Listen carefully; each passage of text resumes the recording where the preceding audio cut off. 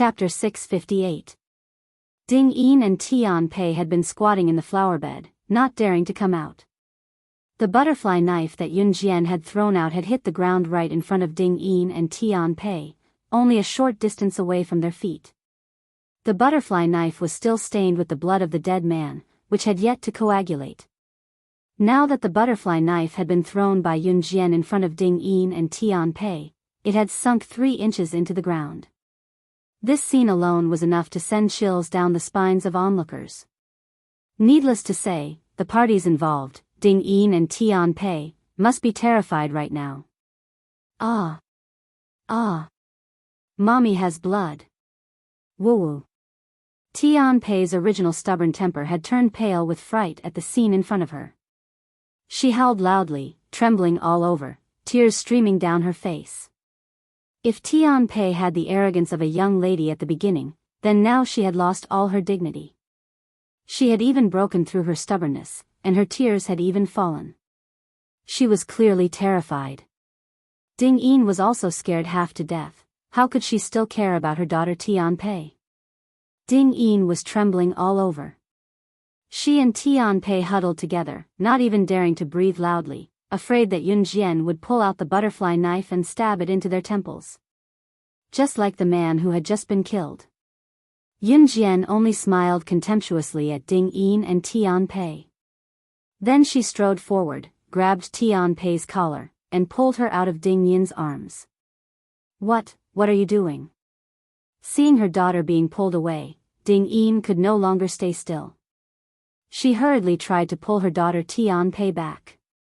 Yun Jian kicked Ding Yin away mercilessly.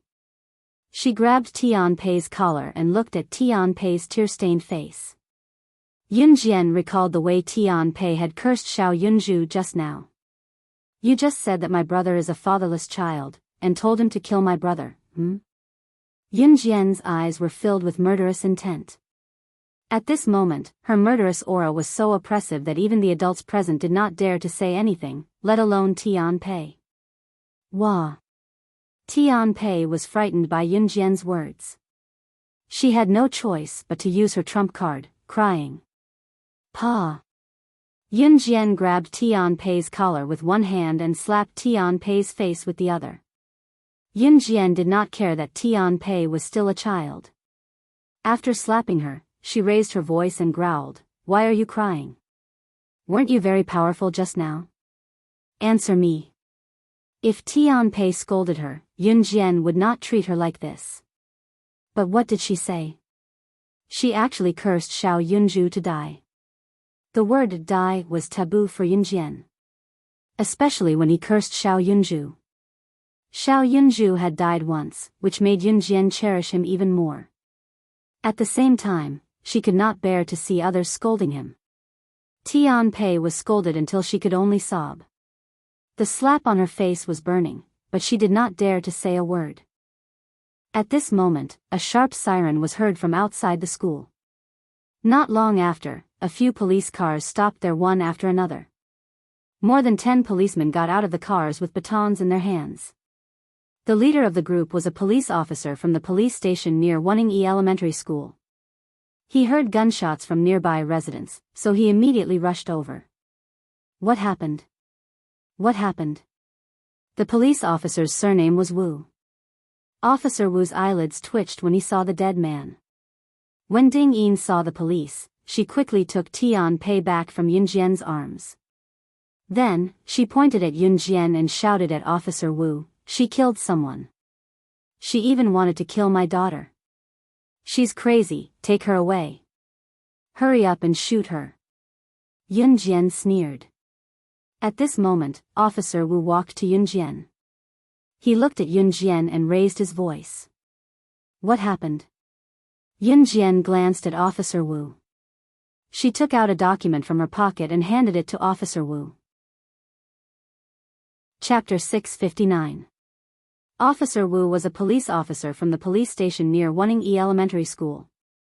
Perhaps Officer Wu was one of the higher-ranking officers in his station, but his status was nothing compared to the entire Longmen city. Officer Wu was usually high and mighty in the police station as well. After all, he was one of the more powerful officers in his station. In spite of that, he dared not even fart when he met his superiors. Yun Jian's Team Monarch, on the other hand, had only become famous recently. Officer Wu was in this line of work, so it was only natural that he had heard of Team Monarch's reputation. Team Monarch's reputation had only spread recently. In the beginning, Team Monarch had only completed a mission that even the advanced special forces found difficult.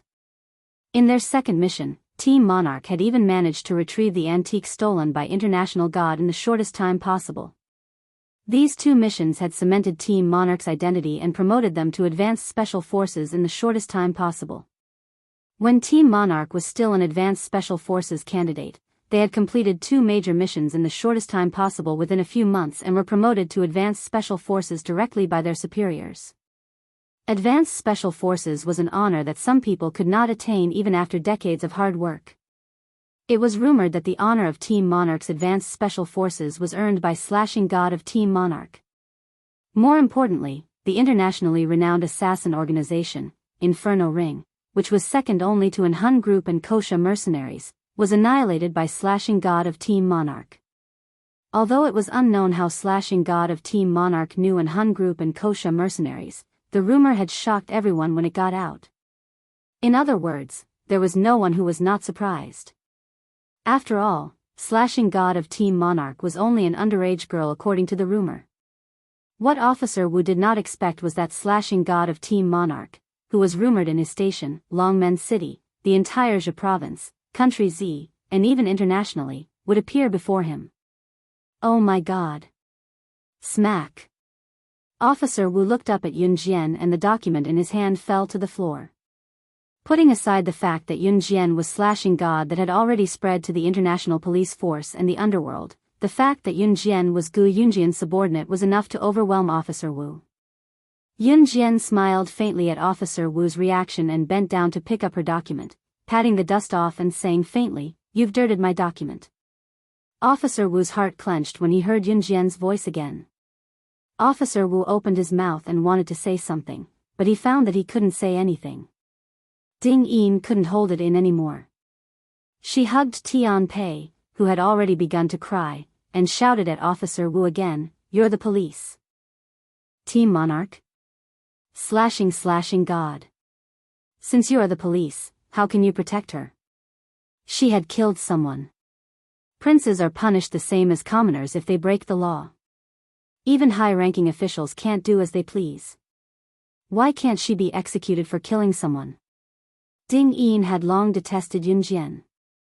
Moreover, Yun Jian had treated her daughter like that just now. She even had the urge to kill Yun Jian. Yun Jian turned her gaze to Ding Yin again when she heard what she said. Chapter 660.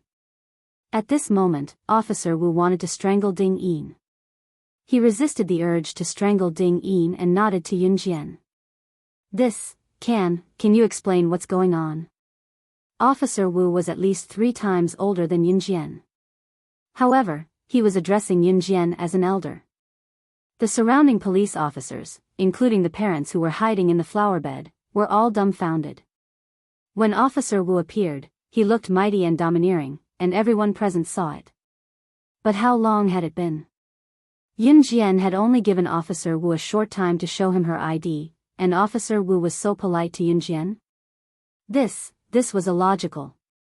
At this moment, not only were the policemen who came with Officer Wu stunned, but also the parents and teachers who were hiding to watch the show but didn't dare to come out were all dumbfounded. Yun Jian pursed her lips and squinted her eyes. Her delicate face attracted everyone's attention. Yun Jian knew that if she didn't explain herself, it wouldn't matter to her. However, her brother was studying at Waning Elementary School, and he still needed to be a person. Yun Jian could cut off her own path, but she would never allow her brother to cut off his future because of her. The dead man is a killer. You all saw what happened just now. A sniper tried to assassinate me and even tried to cause a riot. Yun Jian's explanation was simple. Killer? That man was a killer? All the parents, including Ding Yin and Officer Wu, felt their hearts skip a beat when they heard what Yun Jian said. That fear was innate. How can you say that he's a killer? He's just a human trafficker. Do you think you're a piece of gold? Did he kidnap your brother just to threaten you? Pfft, who do you think you are? Do you need their threats? You just want to clear your name. Ding Yin didn't let go. In fact, Ding Yin wanted to tell Yun Jian to die immediately. Can you show evidence that the dead man is a killer? Otherwise, it will be difficult for us. Officer Wu was also in a difficult position. He looked at Yun Jian and said. Although Yun Jian was a member of the Advanced Special Forces, she had killed someone in public. If she did not explain herself clearly to everyone present, this matter would not end just like that. After all, no one had the right to kill in public, even if Yun Jian was an Advanced Special Forces soldier. Of course, if Yun Jian had killed an assassin, with her identity as an ASF soldier, not only would she not be arrested, but she would also be rewarded greatly. Yun Jian narrowed her eyes. She also knew that Officer Wu was in a difficult position. Yun Jian lifted her beautiful legs and walked towards the dead man. Seeing this, Officer Wu and the others also stepped forward. Ask your man to show the back of his hand, Yun Jian said to Officer Wu, pointing at the deceased. Yun Jian was now 90% sure that this man was from the Inferno Ring. Although the Inferno Ring had been eradicated, and even the remaining forces had been wiped out. However, Yun Jian did not think that there was nothing left of the Inferno Ring. Moreover, the Tai Jin gang had not been wiped out. Moreover, the Inferno Ring's method of kidnapping her brother in her previous life was the same as it was now. Officer Wu waved his hand. Immediately, a policeman stepped forward and tore open the back of the dead man's hand. Then, a golden rose was printed on the back of the man's hand. It was extremely eye-catching. This is... Officer Wu pointed at the back of the man's hand and turned to ask Yun Jian. Chapter 661. The Inferno Ring's people have a golden rose on their back. This is not something an outsider can imitate. If you don't believe me, you can check it out in the underworld. I believe you'll be able to find the results very quickly. Yun Jian crossed her arms and stood there looking at Officer Wu. It was no longer a secret that the Inferno Ring's people had a golden rose on their back. Anyone in the underworld would know about it. That was why Yun Jian dared to say it. Officer Wu was afraid of pressuring Yun Jian, so he turned to one of his subordinates and said, "Go check it out immediately. Verify if the information is accurate." There was nothing he could do. Even if Officer Wu wanted to cover up for Yun Jian was the one who killed someone in public first. This matter had to be dealt with carefully. "Sorry, I'm afraid I'll have to make you wait," Officer Wu said to his subordinate, then turned to face Yun Jian respectfully. The Inferno Ring's people actually appeared here, and it was obvious that they were here to take revenge on Yun Jian. From this, it seemed that the fact that Yun Jian led a team to destroy the Inferno Ring was true. Officer Wu felt a chill run down his spine and swallowed his saliva. The killing god who led a team to destroy the Inferno Ring was here. How could he not be frightened? What kind of existence was the Inferno Ring? It was the world of assassins. And Yun Jian led a team to destroy them. What are you waiting for? Even if this man is an assassin, so what? She killed someone. This is an ironclad fact. She's just an ordinary girl, and she can kill people. What can she do in the future? You police officers should arrest her immediately and handcuff her hands first. She's a murderer. What if she runs away? Ding Yin saw that Officer Wu was biased towards Yun Jian. She was so angry that she gritted her teeth and pointed at Yun Jian. She looked like she really wanted the police to arrest Yun Jian immediately and interrogate her. "Shut up. If you don't shut up, I'll arrest you first." Officer Wu was a police officer. As a police officer, he had his own judgment. Now that he heard Ding Yin ordering him in front of him again and again, he felt as if he had lost control of himself. She was not his superior. Moreover, she was just an ordinary parent. How could she order the police around? Officer Wu couldn't take it anymore and yelled at Ding Yin. "You!" Ding Yin was a respectable lady both at home and outside. She had never been scolded like this before, so she was so scared that she shrank back. Are you still a police officer? Aren't the people's police supposed to serve the people? Now that she's killed someone in front of us, you should arrest her. I'll take her to the police station and give her a good beating. Let's see if she'll confess. There's no need to say so much nonsense. Ding Yin continued to instruct Officer Wu, as if she was reasonable. However, no matter how many people present heard Ding Yin's words, they were all extremely displeased. You. A woman like you is incurable. Officer Wu pointed at Ding Yin and shouted bitterly. However, what he said was what many people present were thinking. Who would arrest someone to extort a confession without first making things clear? That was a criminal law that only existed in ancient times. For a moment, Officer Wu hated Ding Yin. Reporting, we have the results. Officer Wu's subordinate had already closed the walkie-talkie and walked back and shouted to Officer Wu. What's the result? Officer Wu asked. Chapter 662. To be honest, Officer Wu breathed a sigh of relief when the person spoke. If the dead man was not an assassin, it would be difficult to deal with this matter. In addition to the incitement of the parents around them, Yun Jian would really be sent to jail. After all, even if she was a special forces soldier, she would be treated the same as an ordinary person. After all, there was an old saying that a prince would be punished the same as a commoner if he broke the law. In spite of this, Yun Jian was Gu Yunjian's woman and she was also Slashing God of Team Monarch. Now that Slashing God of Team Monarch's name was known all over the world, the members of Team Monarch were famous as well. As for the 10 teams of advanced special forces who went with Yun Jian to take out Inferno Ring, they had been recruited by major international criminal police forces or reputable people. Xia province's military had been raised several notches as well. All of this was thanks to Yun Jian. Officer Wu had heard of Yun Jian's name before, which was why he was so fearful of her. In spite of it, Ding Yin did not know Yun Jian's identity. Ding Yin did not know what Inferno Ring was, nor did she know what Team Monarch was, let alone who Slashing God was. That was why Ding Yin incited her again and again. There were many parents like Ding Yin present. They did not know that Officer Wu's claim that Yun Jian was Team Monarch Slashing God meant that she was an advanced special forces soldier. Everyone present even thought that Yun Jian was merely Xiao Yunju's elder sister, the parent of an ordinary student in Wuning Elementary School. To Ding Yin and the others, perhaps they did not know what Team Monarch and Inferno Ring represented. However, if Longmen City's Falcon Hall was mentioned, everyone present would probably know about it. Falcon Hall was the top mafia group in Longmen City. In spite of this, the people present did not know that Inferno Ring and Falcon Hall were incomparable. Perhaps in the eyes of those who did not know, Falcon Hall was more threatening than Inferno Ring. In fact, those who knew the truth knew that Falcon Hall and Inferno Ring could not be compared at all. The Inferno Ring was an international assassin organization. That was an ironclad fact. Falcon Hall, on the other hand, was merely the biggest mafia group in Longmen City.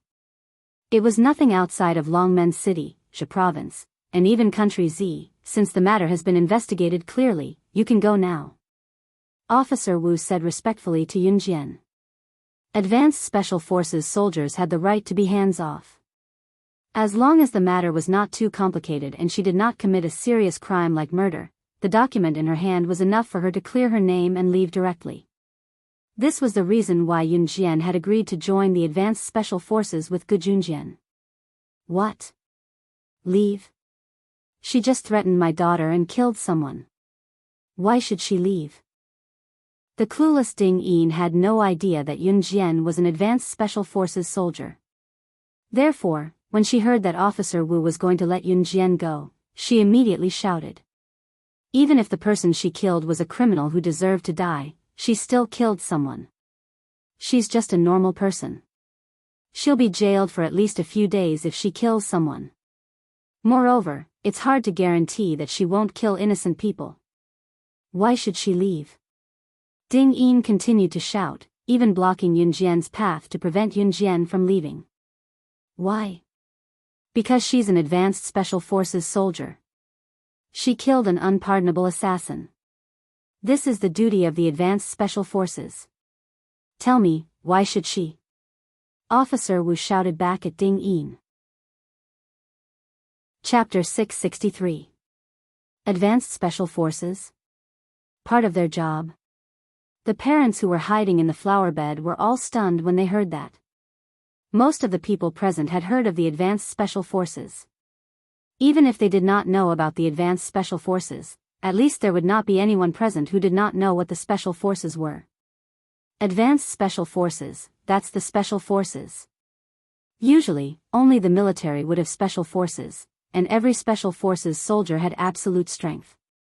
Even an ordinary Special Forces soldier could be so powerful, let alone a Special Forces soldier with the word advanced in front of it. Everyone present was stunned. What?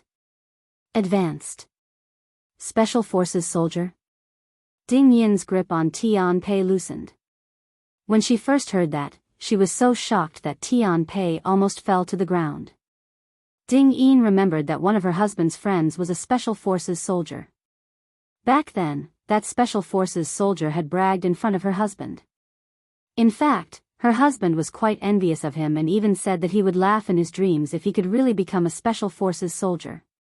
That Special Forces soldier had not only bragged in front of Ding Yin's husband, he had also bragged in front of Ding Yin. He had even mentioned the Advanced Special Forces soldier and bragged that he knew an Advanced Special Forces soldier. It was from that person that Ding Yin learned about the Advanced Special Forces. They were a group of people who were many times more powerful than the Special Forces soldiers. Even Ding Yin's husband's friend, the Special Forces soldier, was proud that he knew an Advanced Special Forces soldier. It was obvious how powerful the identity of an Advanced Special Forces soldier was.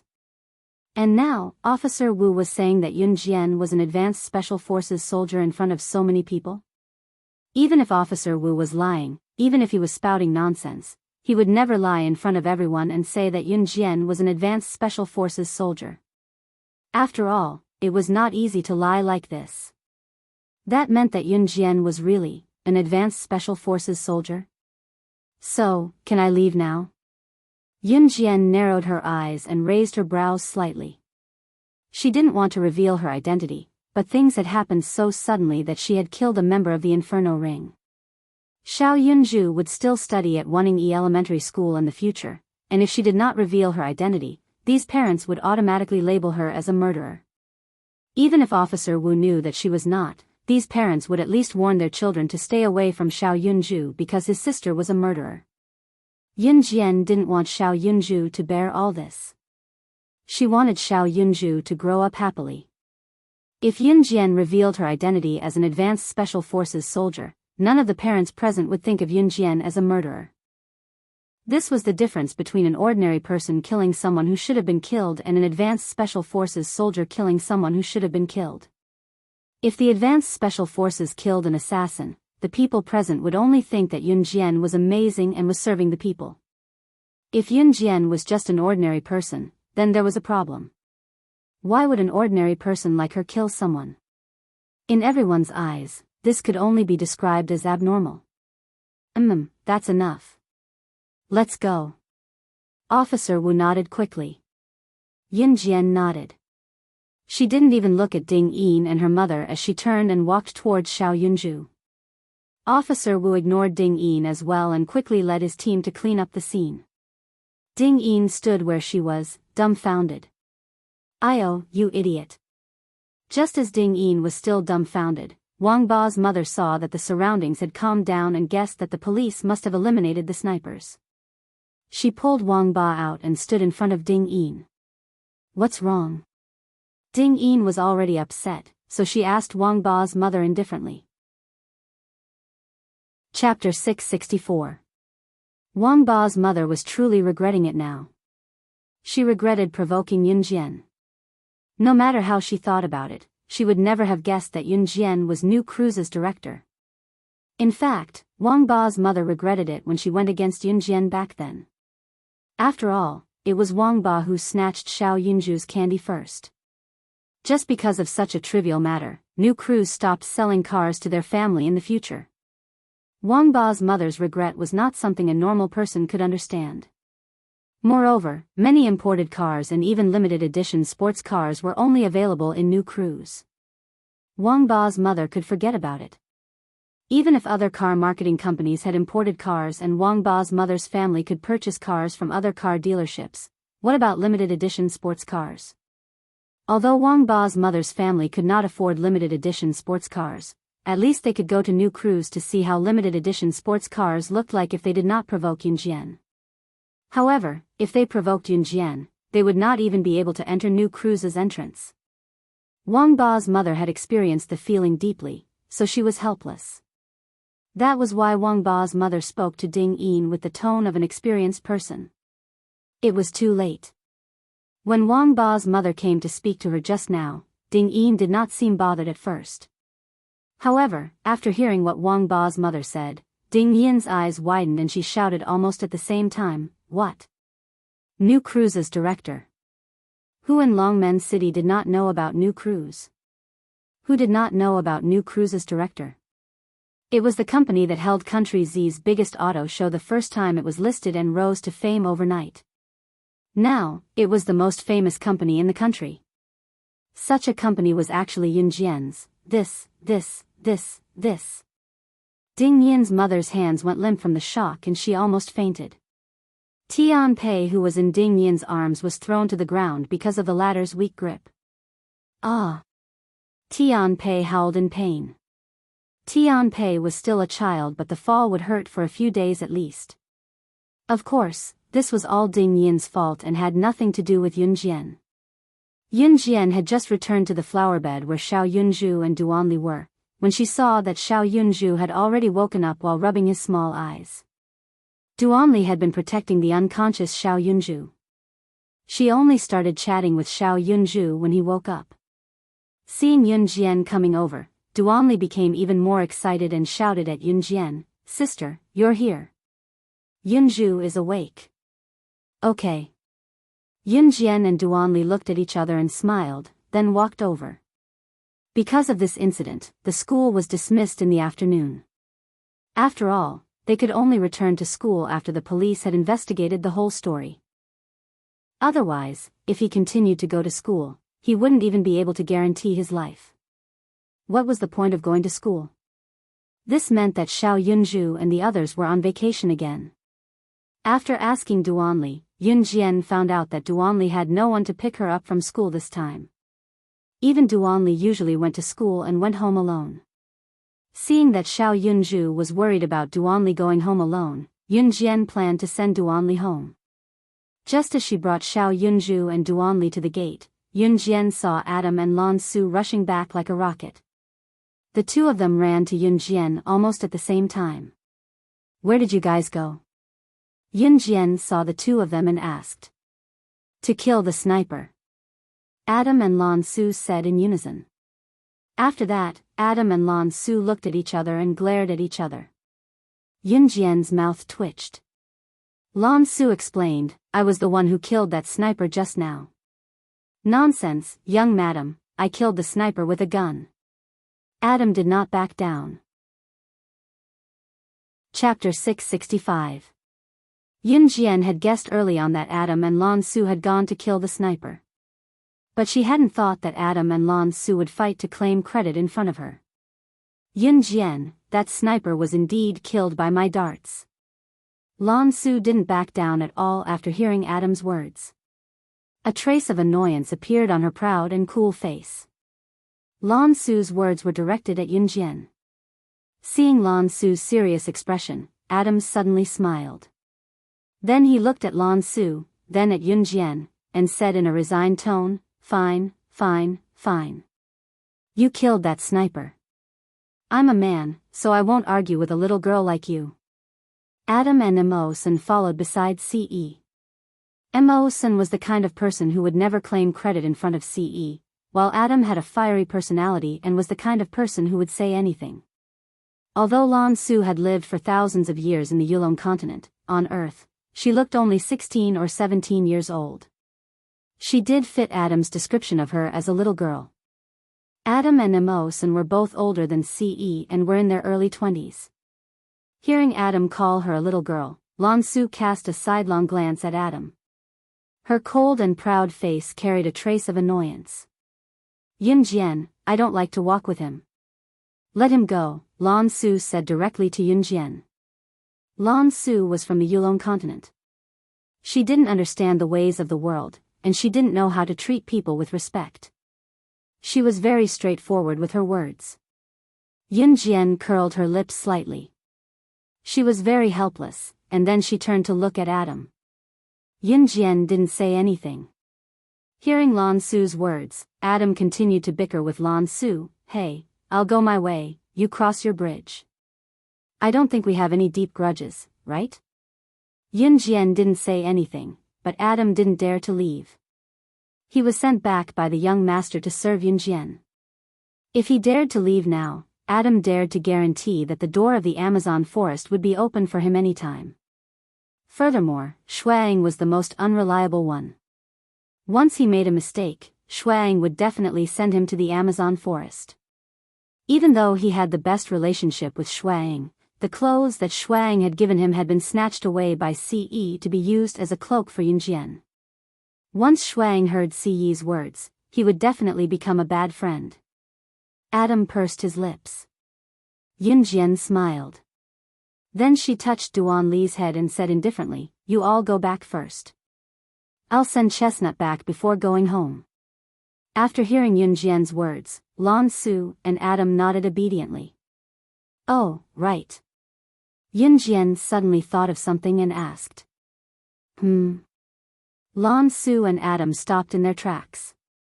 With one hand holding Xiao Yunju and the other hand holding Duanli, Yunjian had already brought everyone to a less crowded area. Yunjian looked up at Lansu and Adam. Using a tone that Xiao Yunju and Duanli couldn't hear clearly, she asked, have you dealt with the sniper's body? This time, Adam nodded first and said, I've already dealt with it. Did you find out where they came from? This was what Yunjian wanted to know the most. She wanted to know who sent the assassins to kill her. She, Yunjian, was not a person to be messed with. Who dared to kill her and even tried to kidnap Xiao Yunju? She definitely wouldn't let them go. I've already reported it to the organization. They're still investigating. Adam continued. When Adam was speaking, Lansu had been standing at the side. She turned her head away and didn't listen to Adam. Are big sister and big brother Adam fighting? Xiao Yunju also turned his head and looked at Duanli. The big sister here was naturally Lansu. Xiao Yunju didn't know Lansu's name yet, so he used big sister instead. Chapter 666.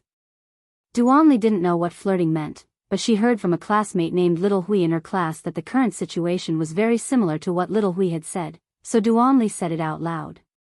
Oh, Xiao Yunju seemed to understand immediately. He pretended to be a little adult and nodded. He pretended to understand and replied to Duanli, then big sister and big brother Adam are flirting. The big sister he was referring to was Lansu. To Xiao Yunju, as long as someone treated him well and was older than him, even if he didn't know their name, he would call them big sister. I think that should be the case. Duanli still didn't know that she had misled Xiao Yunju. She nodded and then grinned. Duanli's little face had a slight smile. Just looking at it made people want to pinch her pink little face.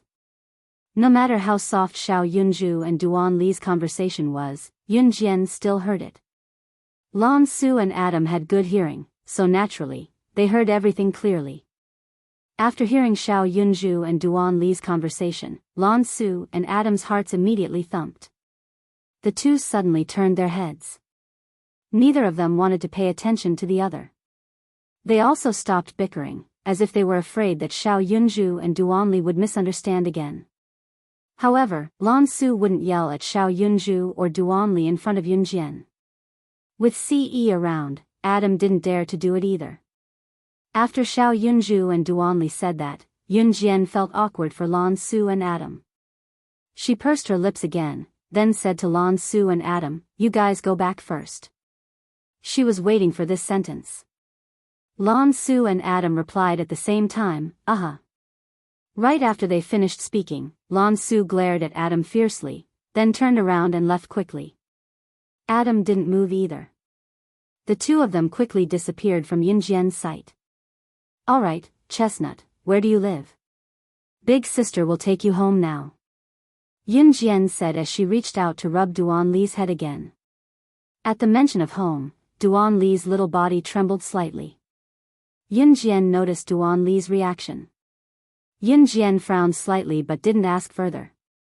Miss, can you go and pick up my little sister from school first? Her name is Duanya and she's a very obedient child. She won't make a fuss. Duan Li asked Yunjian politely. Where does your sister go to school? Yunjian did not expect Duan Li to have a younger sister. She was slightly stunned, but her expression did not change. She attends Lu Baobao Kindergarten on Sanzi Street. Little sister, I'll take you there. Duan Li said, holding Yunjian's hand and leading the way habitually. With Duan Li leading the way, the three of them soon arrived at Lu Baobao Kindergarten on Sanzi Street. After picking up Duan Li's little sister, Duanya, Yunjian took Duan Li and Duanya home. On the way, Xiao Yunzhu even plucked up the courage to ask Duan Li, Chestnut, do you pick up your little sister from school every day? Duan Li smiled brightly, yes, my little sister is very obedient. Duan Li's calm words touched people's hearts. She was only an 8-year-old child herself, but she had to pick up her little sister from school every day. Yunjian suddenly felt a little pity for Duan Li. Duan Li was very steady in doing things. She couldn't not be steady and couldn't be a child, because she had a little sister. She had to mature. By the time she took Duan Li and Duanya back to Duan Li's house, the group had already walked for more than 10 minutes. More than 10 minutes later, the group arrived at an apartment that was filled with garbage everywhere, as if no one had cleaned it. There were very few people living in this apartment, and it looked like no one usually cleaned it. Duan Li took them to the 3rd floor and opened her door. Chapter 667. Yunjian's eyelids twitched. The first thing she saw was beer bottles all over the floor. The strong smell of beer, coupled with the rotting smell coming from inside the house, mixed together to create a strong stench. There were very few things in the house. There was only one bedroom and one living room. There was only a small table in the living room that looked like it would break at any time. Other than that, there was a low bed by the window in the living room. The blanket on the bed was very thin. Especially in winter like this, when people were lying on the bed, the cold wind would blow in through the cracks in the window at night. Other than 4 to 5 bowls, chopsticks, and an old stove, there was nothing else. This was Duan Li's house. Yunjian could tell from Duan Li's clothes that she was not a girl from a rich family. Yunjian would never measure a person's worth with money. However, Yunjian did not expect Duan Li's family to be so poor. In fact, Duan Li was a poor student. She was studying at Wuning Elementary School with the help of the state's financial aid for poor students. Duan Li's sister, Duanya, was also in a similar situation. Without the financial aid from the state, Duan Li's family would not even be able to enter the school. Miss Yunzhu, my dad isn't home. Come in. I'll get you a glass of water. Duan Li pulled her 6-year-old sister to the low bed by the window in the living room and let her sit on it. Then, she said to Yunjian and Xiao Yunzhu. Duan Li then went to the kitchen and poured a glass of water for Yunjian and Xiao Yunzhu. Yunjian and Xiao Yunzhu took the water. After Duan Li handed Yunjian and Xiao Yunzhu the water, she sensibly walked over to pick up the beer bottles on the floor and put them on the stairs in the corridor. She planned to throw them down the stairs together with the trash in the future. Xiao Yunzhu did not mind the environment here. He even sat on the only bench in the house and chatted with Duan Li. Duan Li's younger sister, Duanya, didn't say a word from beginning to end. Yunjian didn't mind the environment here. She was also invited by Duan Li to sit on Duan Li and Duanya's small bed. Needless to say, it was time for Yunjian to figure it out. The house had one bedroom and one living room. There wasn't even a toilet. If they wanted to go to the toilet, they had to go to the public toilet downstairs. Since Duanli and Duanya were sleeping on this shabby bed by the window in the living room, that bedroom must be their father's bedroom. From this, it could be inferred that Duanli and Duanya's father did not even have the most basic fatherly love for his two children, let alone spoiling them. Yunjian suddenly felt sorry for Duanli. Miss, my dad won't be coming home today. Why don't you stay for dinner? I'm a great cook. Duanli invited Yunjian sincerely. Yunjian hesitated for a moment, but finally nodded. Yunjian noticed that every time Duanli mentioned her father, she would be a little scared. And from what Duanli said just now, if her father came home today, Duanli wouldn't dare to ask her and Xiao Zhu to stay for dinner. Looking at Duanli's expression of wanting to show off, Yunjian finally nodded and smiled at Duanli. Then, Duanli ran to the stove and began to cook as if she was an expert. After a while, a pot of food that was quite sumptuous for Duanli and her sister was out of the oven. It was a bowl of porridge with only a small handful of rice. There were also a few vegetables floating on top of the porridge. The world was so unfair. The rich drove luxury cars while the poor couldn't even afford to have enough food and clothing. To Duanli, it was already a sumptuous meal to have vegetables mixed in the food. Chapter 668. There were 4 or 5 bowls and chopsticks in Duanli's house. She took 3 bowls and filled them with porridge from the pot.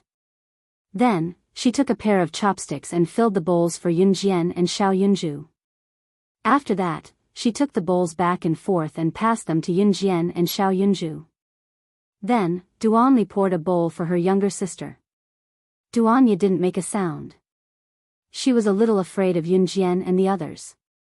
Because of her natural fear of strangers, she didn't say a word until the end. Duanli passed the bowl to her, and Duanya picked up the bowl and chopsticks. Her small hands picked up the chopsticks rather clumsily. She stirred the porridge furiously and wolfed it down. Yunjian felt a little sad seeing this, but under Duanli's expectant gaze, Yunjian still picked up the bowl and swallowed all the porridge in it.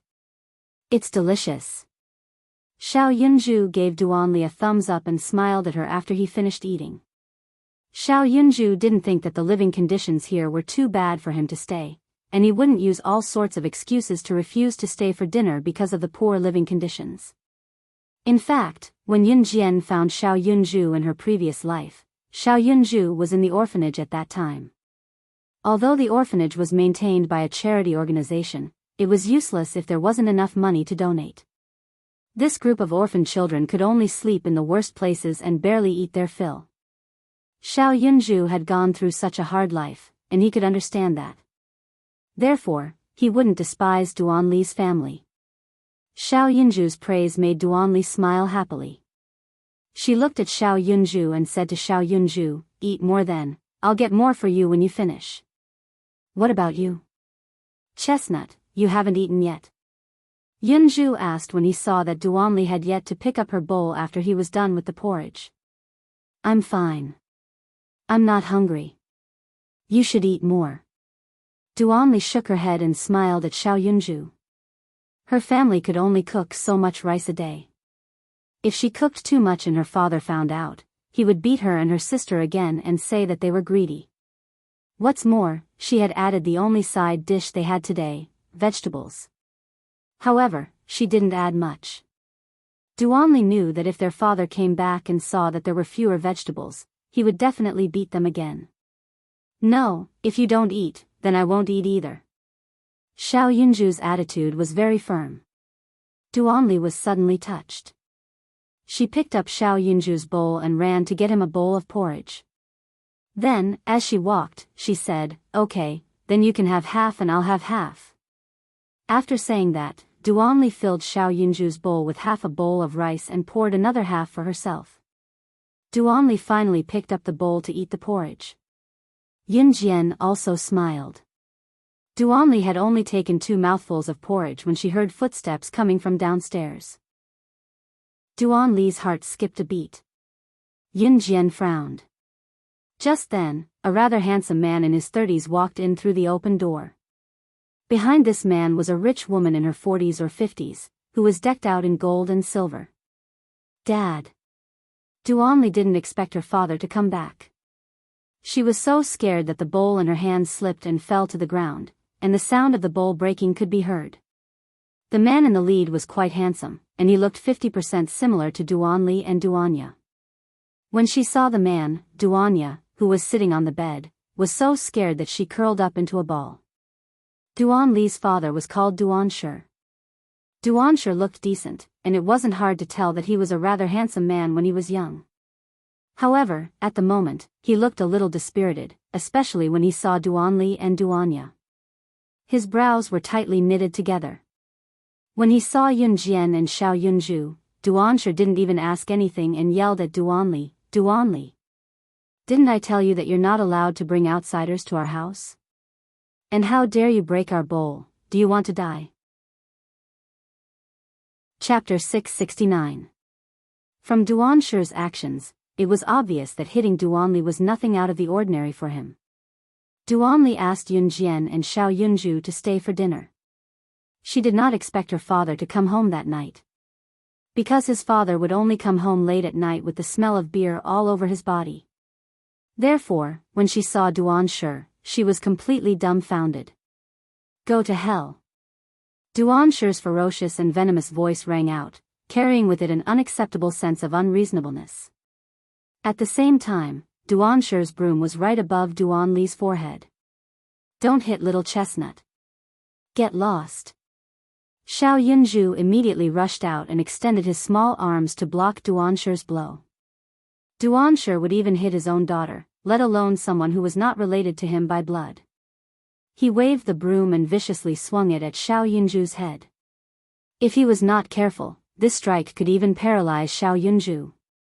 After all, a child's body was very fragile. The rich woman who was in her 40s or 50s who stood behind Duanshur was even more excited when she saw the scene. Shaking her thick legs, she watched as Duanshur swung the broom at Yunju and Duanli like she was watching a show. Just as the rich woman saw Duanshur raise the broom above Xiao Yunju's head and was about to hit Xiao Yunju's head heavily, a figure blocked in front of Xiao Yunju like a flash of lightning. Then, they saw Yunjian reach out. She gently reached out and caught the broom that Duanshur was swinging at her. Swoosh! Everyone present could only hear the soft sound of the broom being swung. Other than that, there was no other sound. Suddenly, Yunjian caught the broom. Duanshur frowned and looked at Yunjian. His originally handsome face suddenly scrunched up.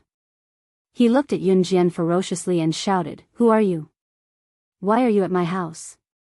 Why are you meddling in my family's business? Get lost, get lost. I'm hitting my own daughter, what does it have to do with you?" Duanshur's words were overbearing and self-righteous. Yunjian frowned. She looked at Duanshur and stood in front of Duanli, who was trembling in fear, and Xiao Yunju, who had stepped forward to save Duanli. Yunjian's aura carried the arrogance of a ruler. She looked at Duanshur, and naturally, she had already guessed the situation of Duanli's family. "It doesn't matter who I am, but I have to get involved in today's matter."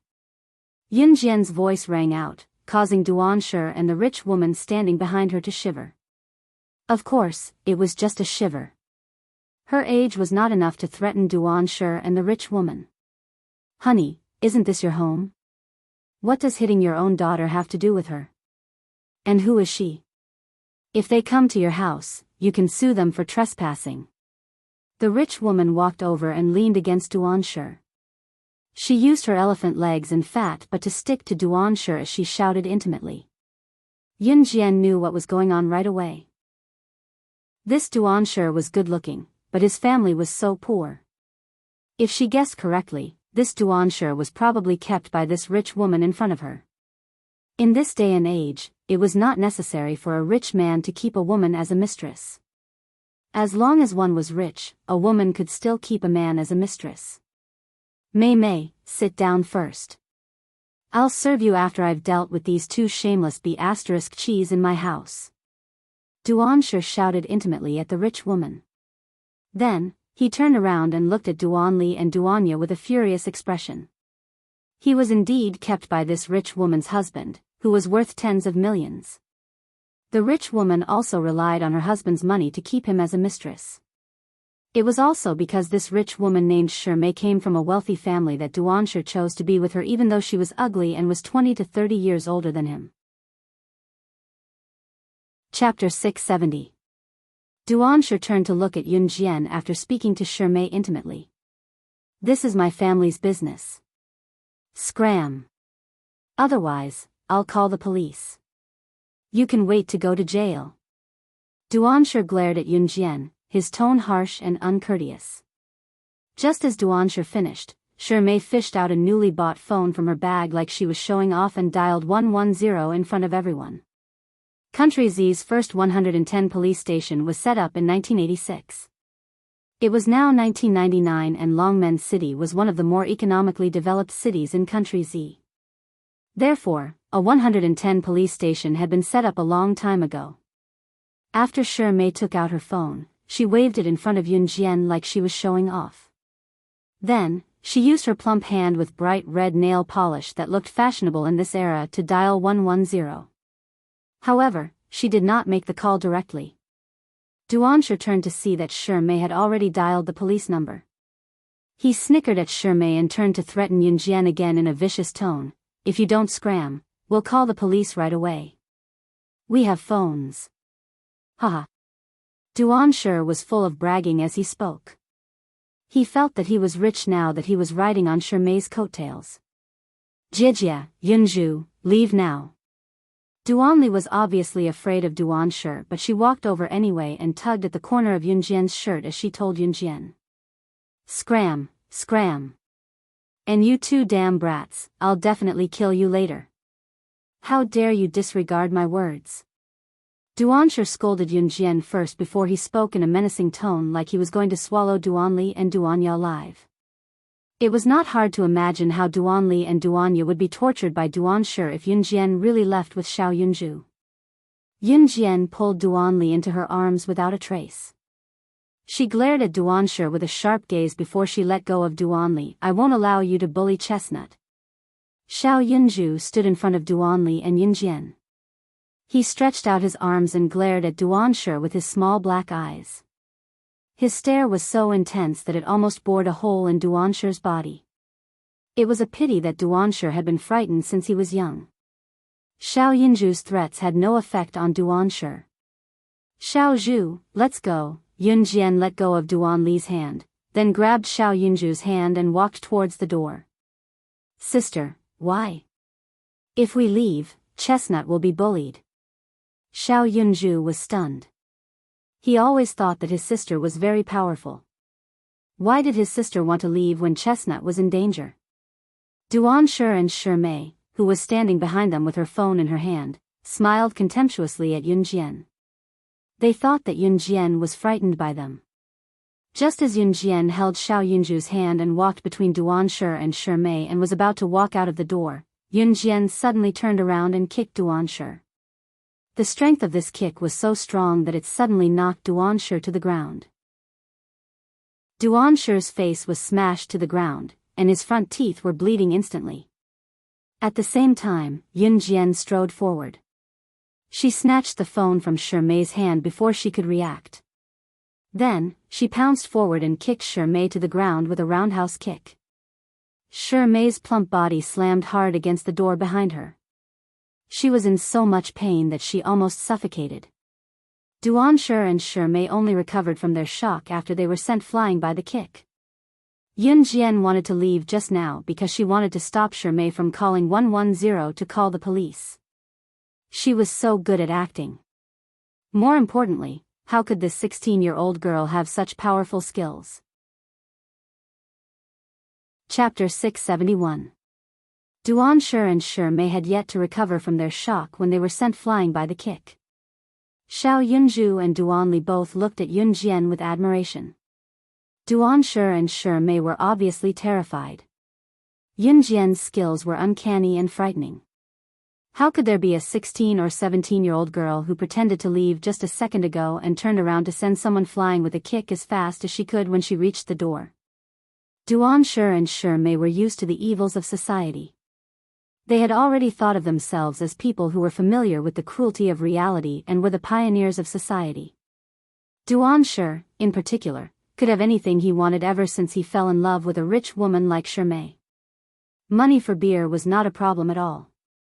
Recently, Duanshe had been behaving as respectfully as he could and often did not return home at night. Coming home today, Duanshe had planned to abandon his children and take some necessities to enjoy himself with Shimei.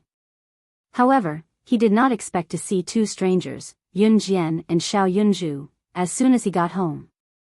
Duanshe was poor and was unwilling to go to work to earn money. He had also never raised his two children at home. It was Longmen City's government that was paying for their livelihood. Duanshe even had to use the funds given by the government to buy beer, let alone support Duanli and Duanya. In fact, it was only recently that Duanshe had stopped taking the money given to his children by the government because he had fallen in love with a rich woman like Shimei. Of course, if he wanted Duanshe to give Duanli and Duanya living expenses, there was no way. Beep, beep, beep.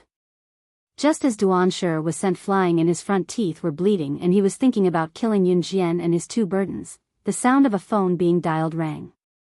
Yunjian's hand pressed the confirm button on Shimei's phone softly. Shimei's phone had already dialed 110, but she and Duanshe had been threatening Yunjian. Moreover, Shimei and Duanshe only knew how to dial the number. They did not have the courage to call the police. Especially Shimei, who was now using her husband's money to support Duanshe. If she really went to the police station to make a statement, it would definitely alarm her husband. If Shimei's husband found out about Shimei and Duanshe's scandal, it would be difficult to deal with this matter. Moreover, not to mention taking money from Shimei's husband to give to Duanshe, even Shimei herself would face marriage problems with her husband. At that time, even Shimei would turn from a rich woman to a penniless one. Therefore, Shimei did not dare to call the police. At most, she only wanted to threaten Yunjian. But he never thought that Yunjian wouldn't fall for it. Yunjian naturally saw through Shimei's thoughts. She snatched the phone just to call the police. After the phone rang 3 times, Shimei and Duanshe instantly realized the danger they were in. They ignored the pain from being thrown to the ground and the door and rushed toward Yunjian as soon as they got up. Shimei shouted and screamed at the same time.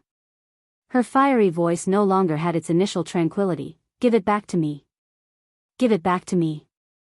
You'd *mn woman, give it back to me.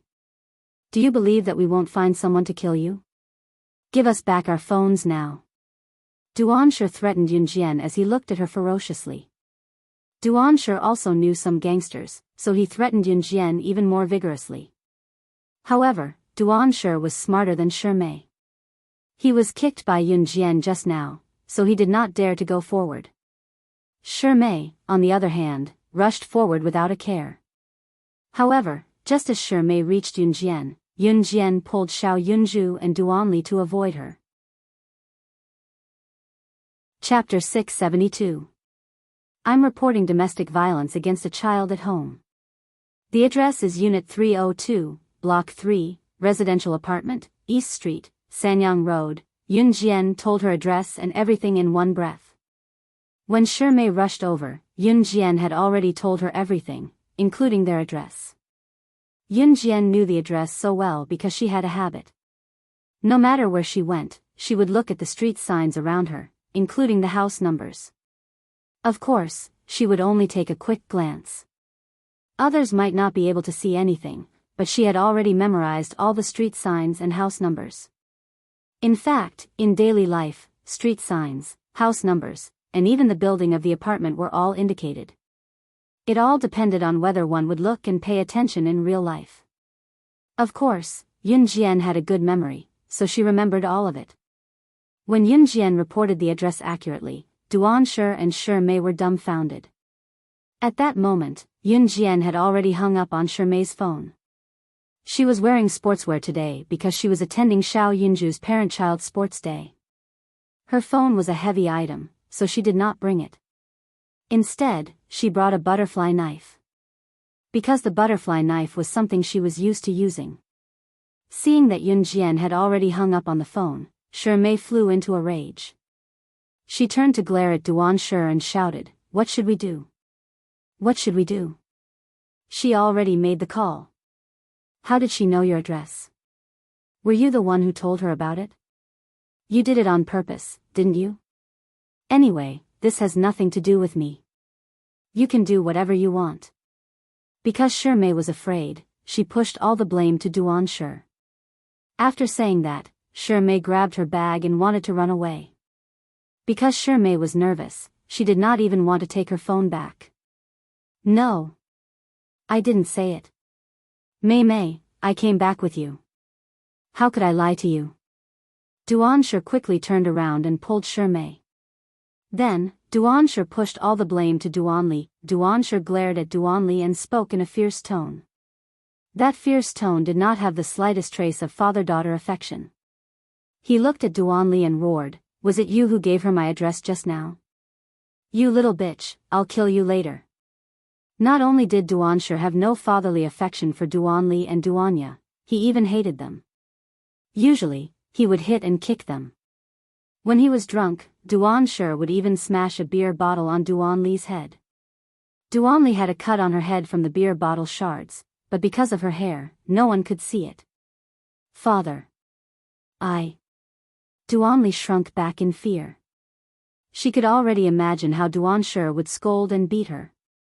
Xiao Yunju, Duan Shi, Duan Li, Duan Shi, and Duan Shi Mei and Duan Shi. Looking at Duan Shi, Yun Jian's right hand had been in her pocket since the beginning. UB*TCH. Just you wait. If I don't kill you, I'm not human.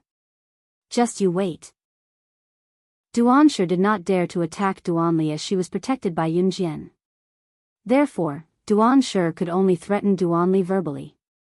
At that moment, Duan Shi wanted to tear Duan Li into pieces. After saying that, Duan Shi held Shi Mei's hand and the two of them planned to escape. At that moment, police sirens were heard from the door. Duan Shi and Shi Mei's hearts tightened. Why did the police come so quickly? At that moment, 3 or 4 police officers came up the stairs. As soon as the police officers entered the stairs, Yun Jian saw a familiar face.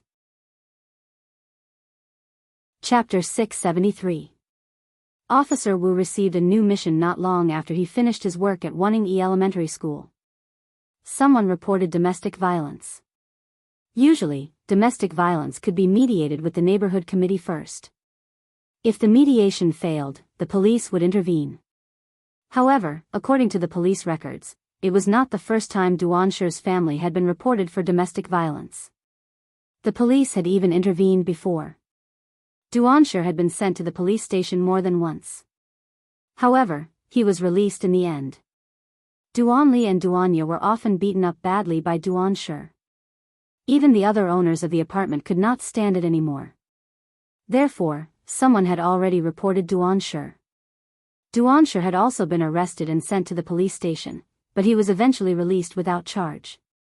Of course, the other owners of the apartment would not watch Duan Shi for domestic violence for the sake of Duan Li and Duanya. Therefore, Duan Shi would only hit his daughters when there was no one around. Other than that, Duan Shi would only hit Duan Li and Duanya in front of others when he was drunk. Otherwise, Duan Shi would vent his anger on his daughters when he was angry. It was also because of this that Officer Wu was sent here before he even returned to the police station after finishing his work. Moreover, it was not Officer Wu's first time here, so he was familiar with the place. However, Officer Wu did not expect to see Yun Jian right after he finished his work at Waning Elementary School. Yun Jian was an advanced Special Forces soldier. She was Team Monarch/God. Therefore, Officer Wu was shocked when he saw Yun Jian. Yun Jian merely smiled at Officer Wu. Duan Shi and Shi Mei were already nervous. When Officer Wu greeted Yun Jian the moment he entered, they were even more shocked. Yun Jian, she knows a police officer? If that was the case, are you the one who reported the case? Just as Duan Shi and Shi Mei were feeling guilty, Officer Wu asked Yun Jian. Officer Wu did not even look at Duan and Shi Mei. Yun Jian nodded slightly. We've investigated this matter many times. You're Mr. Duan, right? Officer Wu looked at Duan and was not unfamiliar with him. The news of Duan beating up Duan Li and Duanya had already spread throughout the apartment complex. Some of the owners could not stand it anymore and had already called the police. The neighborhood committee had tried to persuade Duan and the police had tried to detain Duan but it was useless. Because the police station did not have absolute evidence to prove the severity of Duan domestic violence, it was not enough to put Duan behind bars. Duan only glanced at Officer Wu and did not reply. But in reality, Officer Wu knew who Duan was even without asking. Regarding your abuse of the child, Officer Wu was interrupted by Duan before he could finish his sentence. Motherf *Ker, the child is mine. I can hit him however I want. What can you do about it? Duan cursed at Officer Wu. Anyone who heard Duan inhumane words would feel a wave of displeasure well up in their hearts. Officer Wu also cursed Duan in his heart.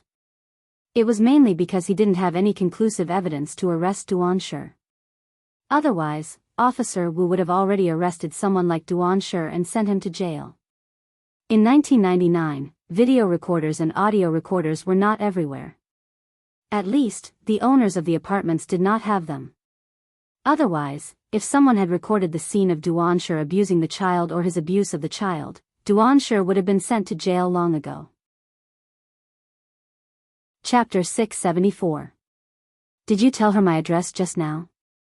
You little b****, I'm going to kill you both later. Dad. You'd *MNB***TCH. Just you wait. I won't be human if I don't kill you. Just you wait. The voice came from Yun Jian's sweatpants pocket. It was Duan insulting Duan Li before Officer Wu arrived. When the recording ended, Yun Jian took out the mini recorder from her pocket.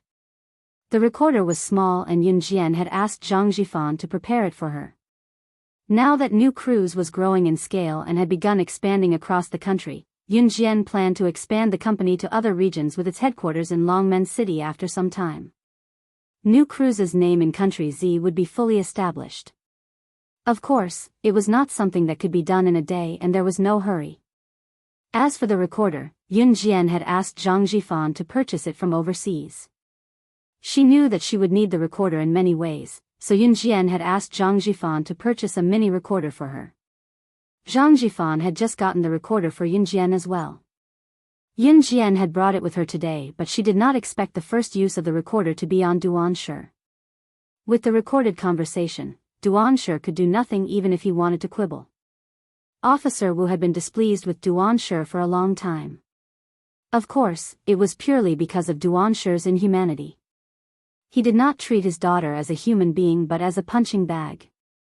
Anyone who did such a thing would be despised.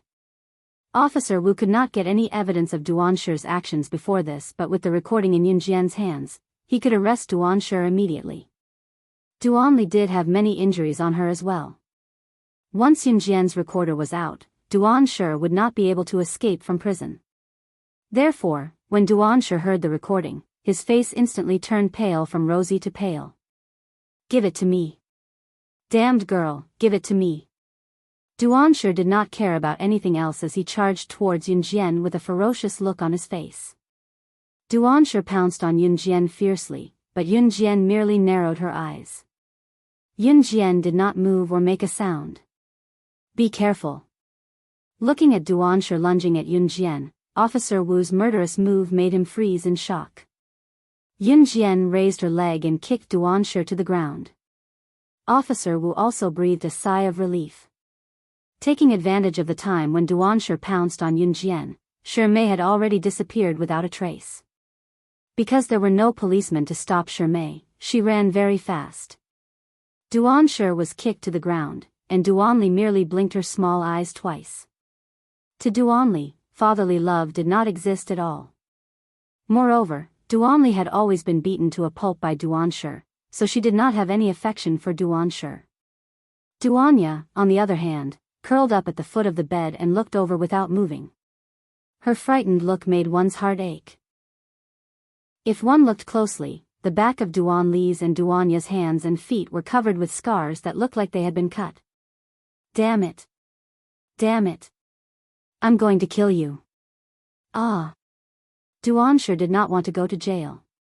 He wanted to snatch the recorder from Yunjian's hands. Chapter 675.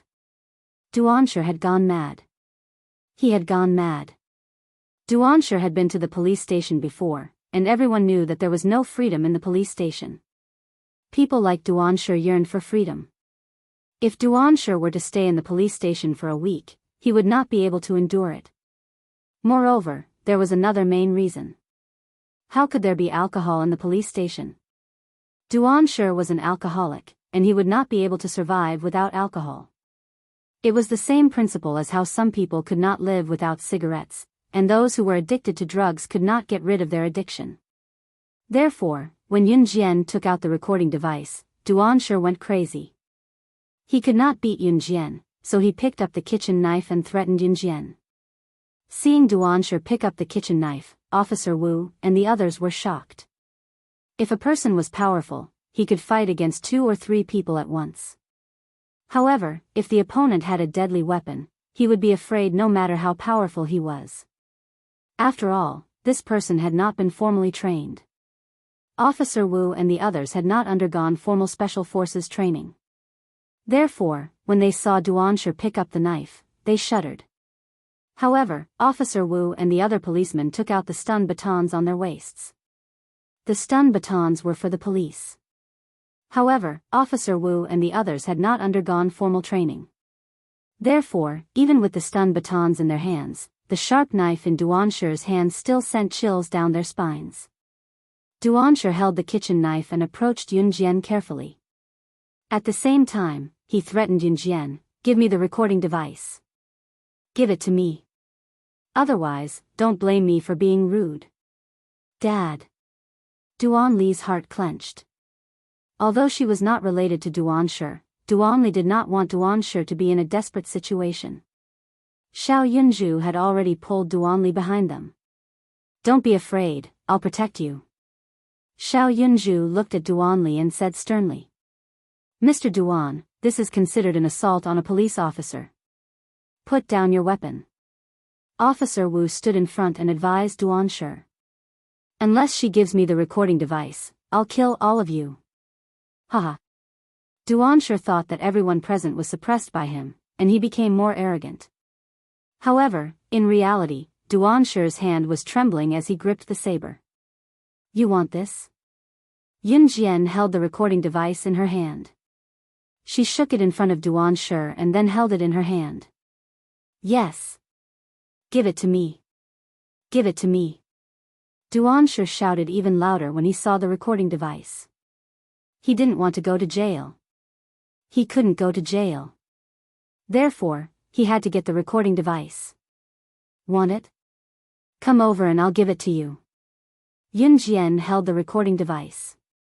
She crossed her arms and looked at Duanshi fearlessly. "I'm not going over. Throw it to me." Duanshi really thought that Yunjian was afraid of the kitchen knife in his hand. After all, he could kill people with a kitchen knife without blinking an eye. The reason why Duanshi didn't want to go to Yunjian's side was because he still remembered Yunjian's strange skills. He really couldn't stop her. Duanshi firmly believed that as long as he didn't go over, Yunjian would be afraid of him. Then, when the recording device was thrown to him, he would crush it immediately. "If you're not coming over, I'll go over." Yunjian smiled sarcastically. Then, under the watchful eyes of Officer Wu and the other policemen, she walked toward Duanshi fearlessly. "Be careful." Although Officer Wu and the rest knew that Yunjian was an advanced special forces soldier, they still doubted her ability when they saw Yunjian's age. It was human nature. Seeing Yunjian walk toward Duanshi step by step, Officer Wu and the rest felt their hearts squeeze together. Chapter 676. Seeing Yunjian walking towards Duanshi step by step, Officer Wu and the rest were a little scared. No matter what, Yun Jian was still a young girl. Even though she was an advanced special forces soldier, Yun Jian was not holding anything in her hands at that moment. On the other hand, Duanshe was holding a kitchen knife. The person who was not holding a weapon and the person who was holding a weapon. The person who had the weapon definitely had the upper hand. If you come any closer, I'll kill you. Duanshe was so scared that his whole body was trembling. He retreated step by step until he could not retreat any further. Then, he stopped and pointed the knife at Yun Jian. Didn't you want this? Yun Jian weighed the recording device in her hand. She suddenly stopped smiling and turned to look at Duanshe with her cold eyes. Duanshe's eyes turned and he stared at the recording device in Yun Jian's hand. In the next second, Duanshe's eyes flashed viciously. He held the knife and rushed towards Yun Jian as fast as he could. Duanshe held the knife in one hand and slashed it towards Yun Jian from top to bottom. His other hand was quite agile as he knew how to snatch the recording device in Yun Jian's hand. Give it to me, Duanshe said ferociously. As he spoke, his ferocious expression made most of the people present gasp. Crazy. This Duanshe was really crazy. Just as Officer Wu and the rest were about to close their eyes and not dare to watch what was going to happen next, Yun Jian suddenly reached out her hand. At that moment, Duanshe was holding the kitchen knife and slashing it towards Yun Jian. Sister. Little sister. Xiao Yunju and Duanli screamed almost at the same time. Both of them were scared out of their wits and screamed at the top of their lungs. The kitchen knife in Duanshe's hand was aimed at Yun Jian's head, but Yun Jian actually reached out her hand to catch it. That was a kitchen knife. The tip of the knife was extremely sharp. Even if one's finger accidentally slipped on the tip of such a kitchen knife when cutting vegetables, one would be injured. If he accidentally used too much force when cutting vegetables, it could cause the wound to bleed profusely. If this kitchen knife were to cut into a person's body, the consequences would be unimaginable. Even though Yun Jian had killed an assassin of the Inferno Ring in Wanning Elementary School, Officer Wu had not seen it. After all, Yun Jian had killed an assassin from the Inferno Ring. At most, Officer Wu and the others questioned everyone who was present at the scene and made a statement. As for how Yun Jian killed the Inferno Ring assassin, they had only heard about it from the parents and teachers of Wanning Elementary School. Be careful. Officer Wu couldn't help but shout again. Although the people present were afraid to see the bloody scene, Officer Wu and the others were men after all. They had guts and wouldn't close their eyes. Duanshe's knife was already above Yun Jian's head, and Yun Jian had already reached out her hand. Most of the people present thought that Yun Jian would definitely be injured by Duanshe. Even Duanshe revealed a sinister smile, thinking that he would be able to snatch the recording device away from her. In the next second, Yun Jian reached out. Her fair and smooth hand accurately grabbed the tip of the kitchen knife in Duanshe's hand with her thumb and index finger at lightning speed. The knife in Duanshe's hand was only 2 centimeters away from Yun Jian's flesh. If he continued to cut, he would be able to cut off Yun Jian's thumb. However, no matter how hard Duanshe tried, Yun Jian's thumb and index finger pinched the tip of the knife tightly, causing Duanshe's hand to be unable to move. You! Duanshe suddenly saw this scene and screamed in shock. Officer Wu and the others, who were standing far away, saw this scene and were all shocked as if they had seen a ghost. Duanshe was holding the handle of the knife. The tip of the knife was the sharpest part to begin with. Yun Jian was actually able to accurately grab the tip of the knife with the fastest speed and control her strength to prevent Duanshe, who already had an absolute advantage holding the handle, from continuing to cut down with the knife. This Yun Jian, how strong must her fingers be to be able to catch Duanshe's knife without batting an eyelid?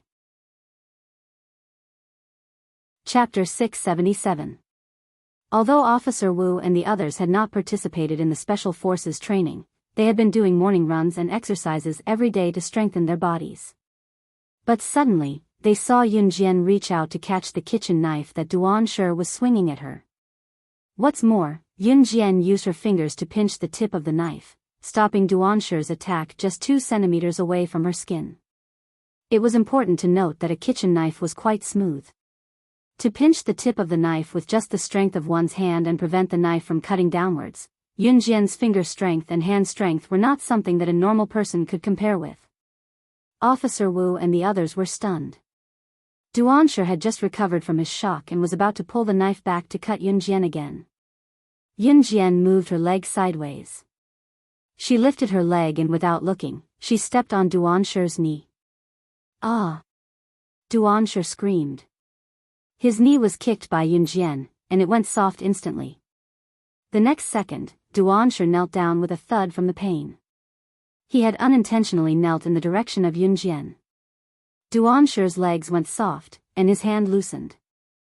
Yunjian reached out and easily snatched the kitchen knife from Duanshu's hand. She turned her hand and held the knife to Duanshu's neck as he knelt in front of her. Duanshu was so scared that he was sweating all over. In the next second, he heard Yunjian's calm and emotionless voice. "You don't deserve to be Chestnut's father. Killing you will dirty my hands." With Yunjian's cold kitchen knife on his neck, Duanshu could not care about anything else. He was about to be killed by Yunjian. I beg you. Don't kill me. I was wrong. Don't kill me." Duanshu's somewhat handsome face was extremely pale. He was so scared that his whole body was shaking. Even if someone held him down, he could not stop shaking. In the face of life and death, most people would be afraid. Don't. Officer Wu thought that Yunjian was really going to kill Duanshu. He quickly ran forward to stop her. Duanshu was scum, but if Yunjian really killed him, then Yunjian would not be able to escape the punishment of the law. Immediately, a police officer ran up and handcuffed Duanshu's hands, bringing him back to the police station. After Yunjian put away the kitchen knife, Officer Wu walked over and asked Yunjian, "Can you bring the child back to the police station with us to make a statement?" Yunjian nodded as she held Duanli's trembling hand. Regardless of whether Duanshu's abuse of the child constituted domestic violence or whether he had to go to jail, at least he had assaulted a police officer and tried to snatch Yunjian's recording device. And it was in front of the police. He would definitely be detained. After such an incident, Duanli and Duanya would definitely have to go to the police station to make a statement. Today's incident was actually caused by her, so Yunjian was determined not to leave Duanli and Duanya behind. After making a statement at the police station, Duanshu was temporarily detained. As for Duanshu's sentence, it would take some time. However, according to Officer Wu's explanation, Duanshu would definitely go to jail. Even if he did go to jail, it would not be for long. The exact time would have to wait for the verdict. After making a statement, Officer Wu personally sent Yunjian and the other 3 out of the police station. Some of the female police officers and police officers who were working at the police station saw them and took a few more glances at Yunjian. When they saw Yunjian, everyone present was a little shocked. The person who could be personally escorted out by Officer Wu was actually a young girl. At this moment, Officer Wu and Yunjian were already standing at the entrance. "Regarding these 2 children, I can send them to the Children's Welfare Institute." Officer Wu looked at Duanli and Duanya and said to Yunjian. "No need, I'll take care of them," Yunjian said with a smile.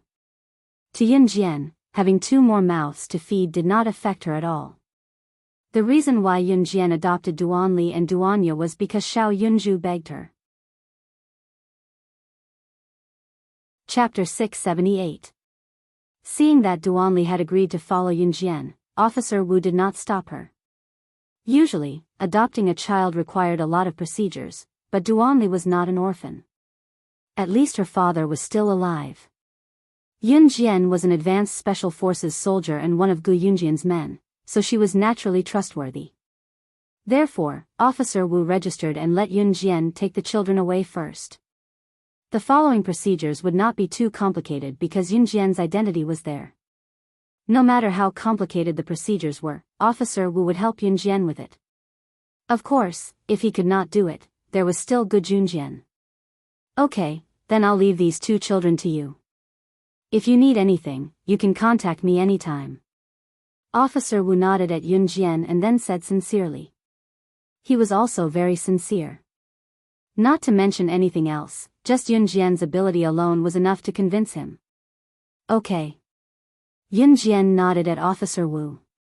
After saying goodbye, she turned and walked across the road with Duanli, Duanya, and Xiao Yunju. Duanli held Duanya's hand. Duanya did not say a word, but she was very obedient. It was already dinner time at Duanli's house. After so many things happened, they waited until now to give their statements at the police station. It was already 7 in the evening. Yun Jian and Xiao Yunju had some food, but Duanli did not eat anything. Duanya only ate a little bit of porridge that could not even be considered porridge. Duanli, Duanya, and Xiao Yunju were about the same age.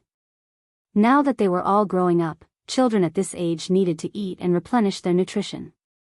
However, the food that Duanli and Duanya usually ate was probably not enough, let alone nutritious food. Yun Jian held Duanli and Xiao Yunju while Duanli held her sister, Duanya. The four of them walked across the road. Yun Jian suddenly turned and asked Duanli, "Chestnut, are you hungry? I'll take you to eat." Okay. Sister, I'm hungry again. Let's go eat.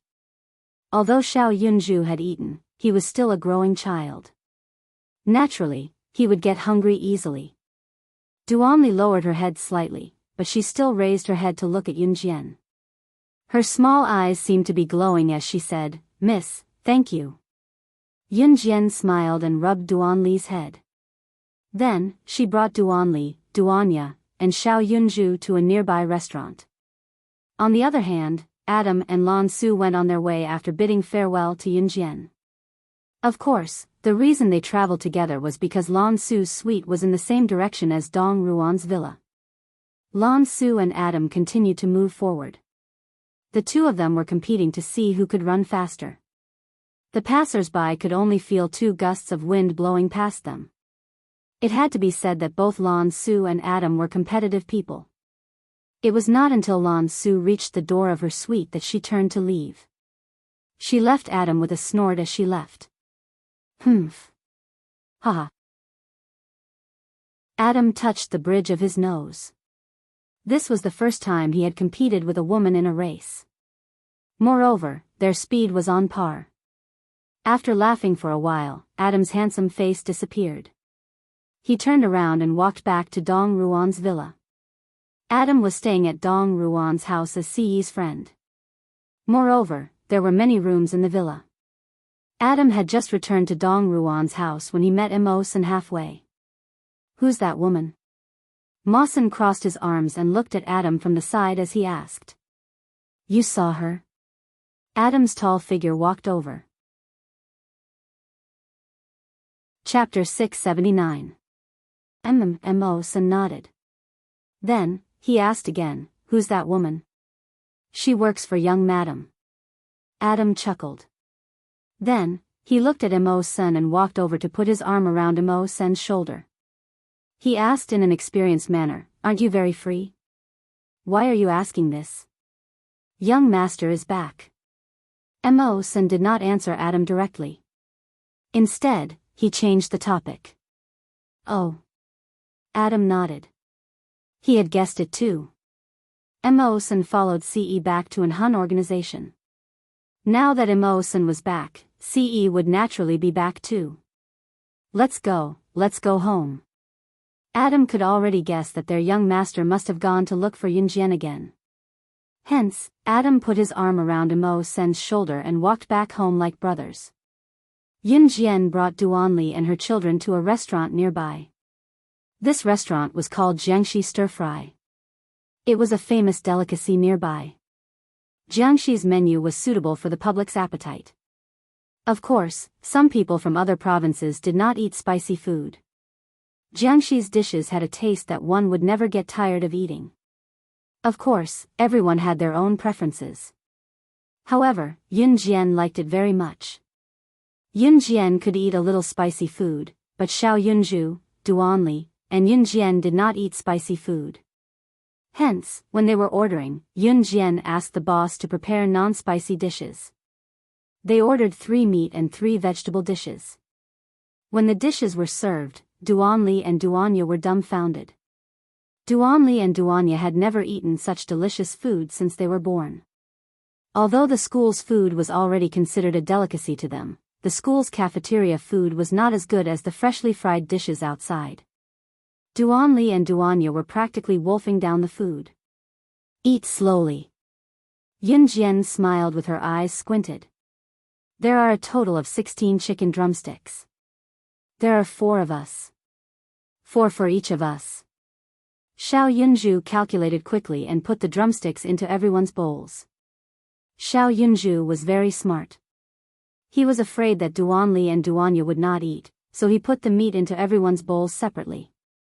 In fact, Yunjian had also noticed that Duanli and Duanya had not touched the meat since the dishes were served. It was likely that the 2 children had never eaten meat before. Even if there was meat at home, Duanshi would never let Duanli and Duanya touch it. These 2 children had probably developed a habit and didn't dare to eat meat anymore. I'm not eating. You guys share it. Yunjian narrowed her eyes, her long eyelashes fluttering. Duanli blinked her small eyes. She looked at Yunjian and said to Yunjian, if you don't want to eat, we won't eat either. Duanli put down her chopsticks as she spoke. As soon as Duanli put down her chopsticks, Duanya, who was sitting beside her, also put down her chopsticks. Duanya had no idea what was going on. She only knew that her sister had put down her chopsticks, and she had to follow suit. If elder sister doesn't want to eat, Xiao Zhu won't eat either. Xiao Yunju also learned to put down his chopsticks. Yunjian smiled when she saw their reactions. She picked up a chicken drumstick with her chopsticks, gave it a gentle bite, and swallowed it. Xiao Yunju and Duanli looked at her and happily picked up their bowls and chopsticks to eat the chicken drumsticks in their bowls. Duanya remained silent, but she also picked up her chopsticks with her clumsy hands like Duanli. Yunjian looked at the bright smiles on the 3 children's faces. She subconsciously curled up the corners of her lips. She had probably never felt so warm in her previous life or this life. At that moment, Yunjian was using her chopsticks to pick up a chicken drumstick. She had just lowered her head and was about to swallow the chicken drumstick when a gentle and mellow male voice sounded beside her. Is the drumstick good? Chapter 680. Yunjian turned to look and saw Ce standing in front of her.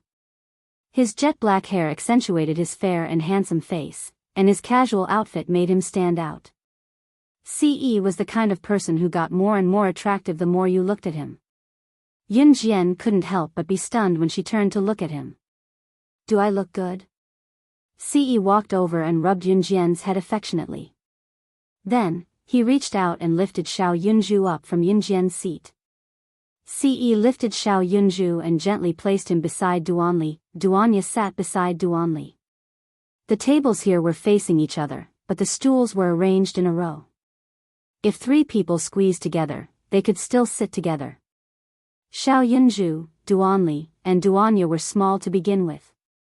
Thus, when Ce brought Xiao Yunju to Yunjian, the 3 of them could sit in a row without cramped space. Ce smoothly sat beside Yunjian. Then, he leaned his head back and placed his hands on his forehead. Just like that, he turned to look at Yunjian. Yunjian paused. Then, she gently placed the chicken drumstick back into the bowl. How did you know we were here? Yunjian asked. She wasn't surprised that Ce was back. She was surprised that he knew she would be here for dinner. Moreover, even if Adam had met Ce, he wouldn't have known that she was here. This was because after Adam and Lan Su parted ways with her, something unpleasant had happened to her at Duanli's house. How could I not know where you are? Ce kept her in suspense. His handsome lips curved upwards. His sharp features were extremely handsome. Yunjian didn't want to get to the bottom of it. What's more, Yunjian's focus wasn't on this at all. Oh. Yunjian pursed her lips slightly, then picked up her chopsticks again and picked up the drumstick. If you don't want it, then give it to me. Ce stretched out his slender and fair fingers. His fingers were well-defined, slender and beautiful. At this moment, this good-looking hand directly grasped Yunjian's jade-like hand. He pressed against Yunjian's hand and moved the drumstick in Yunjian's hand to his face. Yunjian turned to look at Ce and pursed her lips. At this moment, the chicken drumstick in Yunjian's hand had already been controlled by Ce and was being fed to him. His hand was close to hers, and her hand was holding the chopsticks. This scene was so embarrassing that it was hard to imagine. Yunju watched the scene in bewilderment, still unable to wrap his head around it.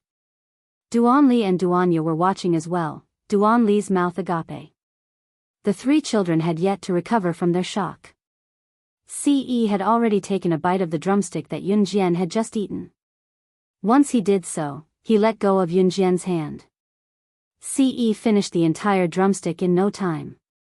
He did not even spare the bones. This was the drumstick that his Xiao Jian had eaten, so it was naturally delicious. Yunjian pointed at the other 3 drumsticks in her bowl and told Ce, "If you're hungry, these are all for you." "I'm full." Ce tilted his head to look at her, the indulgence in his gaze clear. "Chestnut, this is my Ce Gidge. Isn't he good-looking?" Xiao Yunju quickly introduced Ce to Duanli when he snapped out of it. "Amen." The latter studied Ce and nodded heavily. By then, Yunjian had already picked up the other drumstick and took a bite. A large hand reached over again. Yunjian turned to look and asked Ce suspiciously, "Aren't you full?" Chapter 681. It wasn't until Ce ate Yunjian's drumstick that Xiao Yunju shouted at Ce, "Big brother Ce, you can't steal big sister's drumstick. That's big sister's drumstick. You're so naughty." Xiao Yunju immediately defended Yunjian. As soon as Xiao Yunju finished speaking, he looked at Ce and calmed down. "Big brother Ce, are you still hungry?" Xiao Yunju asked. Ce looked up and smiled at Xiao Yunju. "Big brother Ce, if you're still hungry, you can have Xiao Zhu's portion." "Big sister is hungry too," Xiao Yunju said as he pushed his drumstick in front of Ce. Ce smiled and pushed his drumstick back to Xiao Yunju. He said, "I'm not hungry." "Then why did you steal big sister's drumstick?" "The teacher said it's wrong to steal other people's food." Xiao Yunju said self-righteously. Ce smiled awkwardly. "Hurry up and eat. I'll take you home when you're done," Yunjian urged. Then she said, "When we get home later, I'll have to make your beds. It's already 7 o'clock. It's not good for children to sleep too late." Yunjian's words made sense. Xiao Yunju, Duanli, and Duanya were very obedient. Later, Xiao Yunju and Duanli even competed to see who could finish their food first. The 2 children were having a lot of fun. Duanli had never played so happily in her life. Therefore, she kept a smile on her face, as if she wanted to vent all the happiness in her life. "Big sister, big brother Ce, I'm done." Xiao Yunju was the first to look up. "Me too." A bright and satisfied smile bloomed on Duanli's delicate face. Ce went to the counter to settle the bill and brought the 3 children out of Jiangxi restaurant with Yunjian. When they got home, Qin Yiru and her brother Yun-Yi, who had just rushed back from Qin Yu's house, Yunjian told them about Duanli and Duanya. Now that Qin Yiru and Yun-Yi knew that Longmen City's new cruise was owned by Yunjian, they did not object to Yun's adoption of Duanli and Duanya. On Duanli and Duanli and Duanya, S and Duanli's and Duanya's and Duanya. In the end, Duanli, Duanya, and Yunju addressed Qin Yiru as Mama Qin. Qin Yiru was a kind person. Of course, kindness and adoption depended on the occasion. If it was when their family was poor, perhaps Qin Yiru would not adopt another child after adopting Xiao Yunju. After all, if their family was so poor that they did not have enough food, they would not be able to survive if they had a few more mouths to feed. Qin Yiru was not a good person either. Now that their family's condition was improving because of Yunjian, Qin Yiru was more than happy to adopt Duanli and Duanya. Yun-yi welcomed the children as well, but Yun-yi only went downstairs to show her face before going back upstairs. "Brother," Yun-jian called out to Yun-yi. Yun-yi had just returned from Qin-yu's hometown today. "Xiao Jian, what's up?" Yun-yi asked in return. "Brother, why are you going upstairs so early? Aren't you going to play a little longer downstairs?" Yun-jian asked. Yun-yi blushed suddenly before he answered Yun-jian quickly, "I'm catching up on my homework. School starts tomorrow." "Xiao Jian, I'll go upstairs first." Yun-yi went upstairs as he spoke. Staying at Qin-yu's house, Yun-yi did not feel like going home anymore. It was only on the last day that Yun-yi returned to Longmen City. Chapter 682. Yun-yi had always been an obedient student. Be it at home or in school, Yun-yi had always completed her homework on time. When Yun-jian first heard that Yun-yi had not completed her homework, she was stunned. Yun-jian was excellent in her studies, but she was often the one who did not complete her homework. Yun-jian basically never did the homework assigned by school. Yun-jian would start school tomorrow, but to Yun-jian, homework did not exist. It was different for Yun-yi. If Yun-jian believed that Yun-yi did not do her homework, it would be more unacceptable than the sky falling down. After all, Yun-yi's hard work was witnessed by everyone. Back then, Yun-yi had gotten into DE Senior High School from Xinjiang Junior High based on her own abilities. It was not without her hard work. A trip to Qin-yu's house and Yun-yi did not even do her homework. This was unheard of. Yun-jian's lips twitched, but she did not say anything. "Xiao Jian, have you guys eaten? Look at how skinny these kids are. Why don't I make you guys something to eat?" Qin Yiru said as she headed to the kitchen. "Mama Qin, we've eaten. We're full. Jie brought us there." Xiao Yunju told Qin Yiru as she patted her tiny tummy that was devoid of any excess fat. Qin Yiru smiled at that. A life like this was something that Qin Yiru could only come by luck, so Qin Yiru was content. After they were done tidying up the girls' rooms, the group went to bed. Duanli and Duanya were still young, and Duanya would be scared to sleep alone, so Duanli and Duanya slept in the same room. After Duanli, Duanya, and Xiao Yunju fell asleep, Yunjian went back to her room to sleep as well. Ce pulled Yunjian to his room right in front of Qin Yiru. Knowing that Ce would not do anything, Yunjian did not argue. Once they were in Ce's room, Ce hugged her out of habit. "Are you okay this afternoon?" Ce's muffled voice came from the top of her head. Yunjian had planned to sleep, but when she heard Ce's question, she snuggled into Ce's arms and answered, "I'm fine. I just don't know who those people are." Ce was asking about what happened at Xiao Yunju's school in the afternoon. Someone was trying to assassinate Yunjian. Ce's heart skipped a beat when he heard the news. Although Ce knew that Yunjian would be fine, it was still a big deal to him. "It's the Inferno Ring. It should be Tai Jingeng's gang. I'll handle it," Ce told Yunjian as he sniffed the lingering fragrance in her hair. Yunjian fell asleep quickly in Ce's warm embrace. The next day, Yunjian woke up in Ce's arms. After her morning run with Ce, Yunjian went to Longmen Junior High School with a hot egg and 2 steamed buns that Qin Yiru had given her. Just as she reached the school gate, Yunjian bumped into Zhang Xiaofeng and Chen Sini, whom she had not seen for a long time. Jian. I'm here."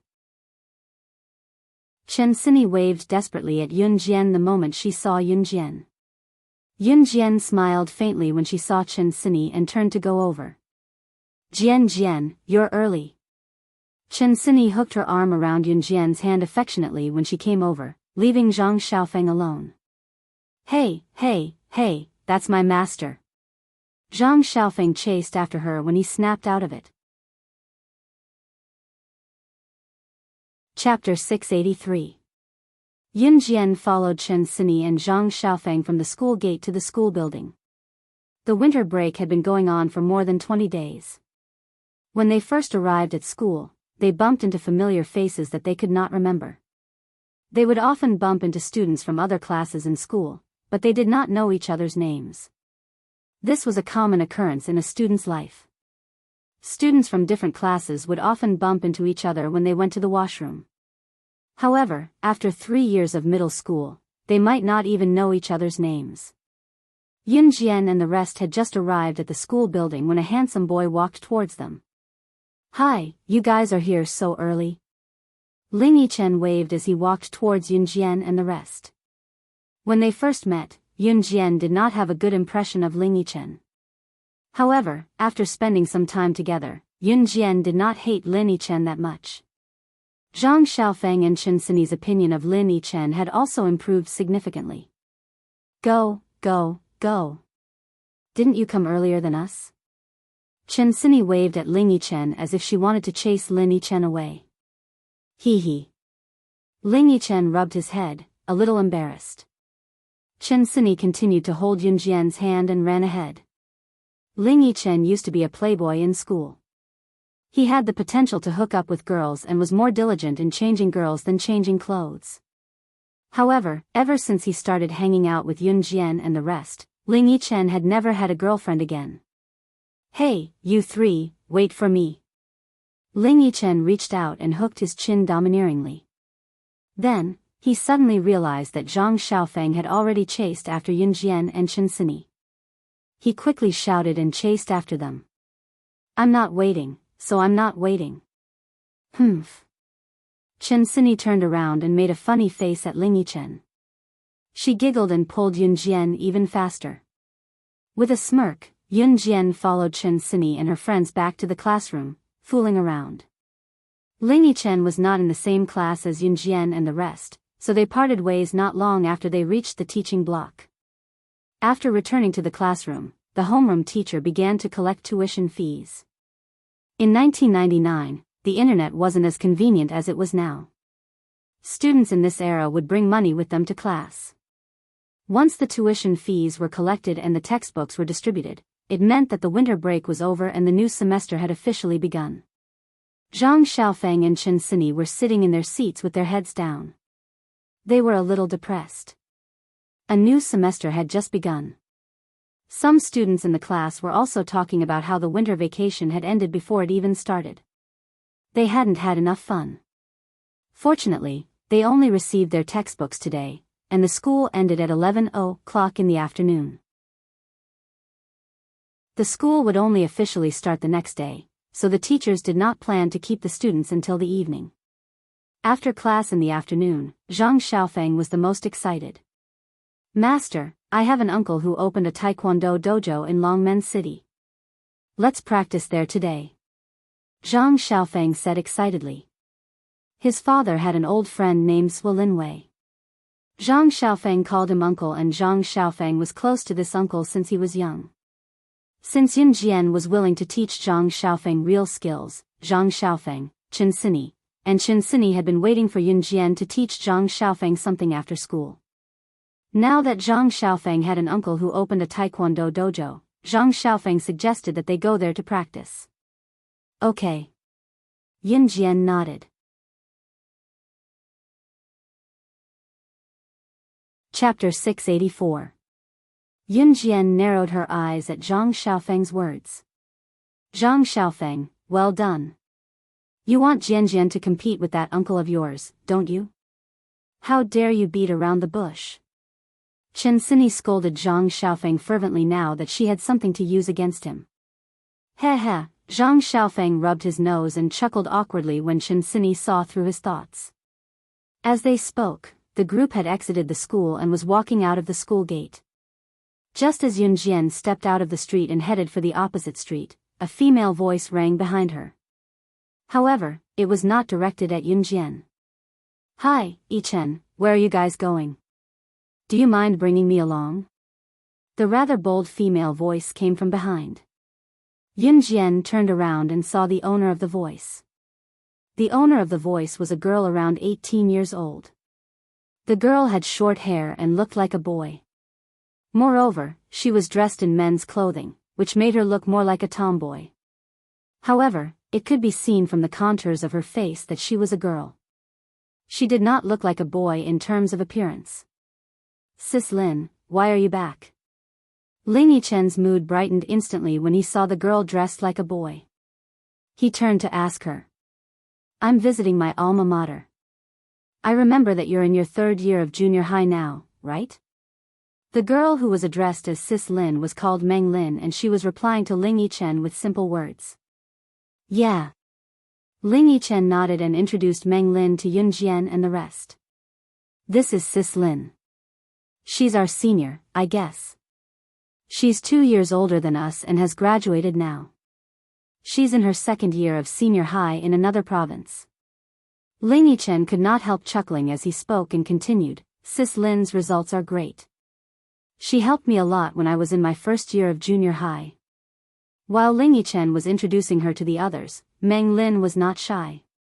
She boldly extended her hand towards Yun Jian and the rest. Hi, everyone. If you don't mind, you can call me senior sister. I also graduated from Longmen No. 1 Middle School. With that, Meng Lin chuckled. Yun Jian slightly expressed her goodwill to Meng Lin. Oh right, I heard your voices just now. You said you were going to the Taekwondo dojo, right? You don't mind bringing me along, right? Meng Lin clenched her fists. After displaying her might like a boy, she laughed out loud. Of course. He then turned to Yun Jian and said, Sister Lin has been learning judo since she was young. She's a judo expert now. Yun Jian, you two can spar. Ling Yichen and the rest were well aware of Yun Jian's strength.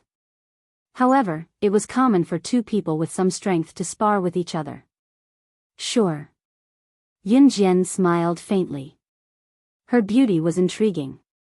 She did not dislike Meng Lin. Meng Lin's personality was very down-to-earth, just like a boy's. This also meant that she did not scheme against each other like girls. This was a good feeling for Yun Jian. Although they had met a new Meng Lin, it did not affect them much.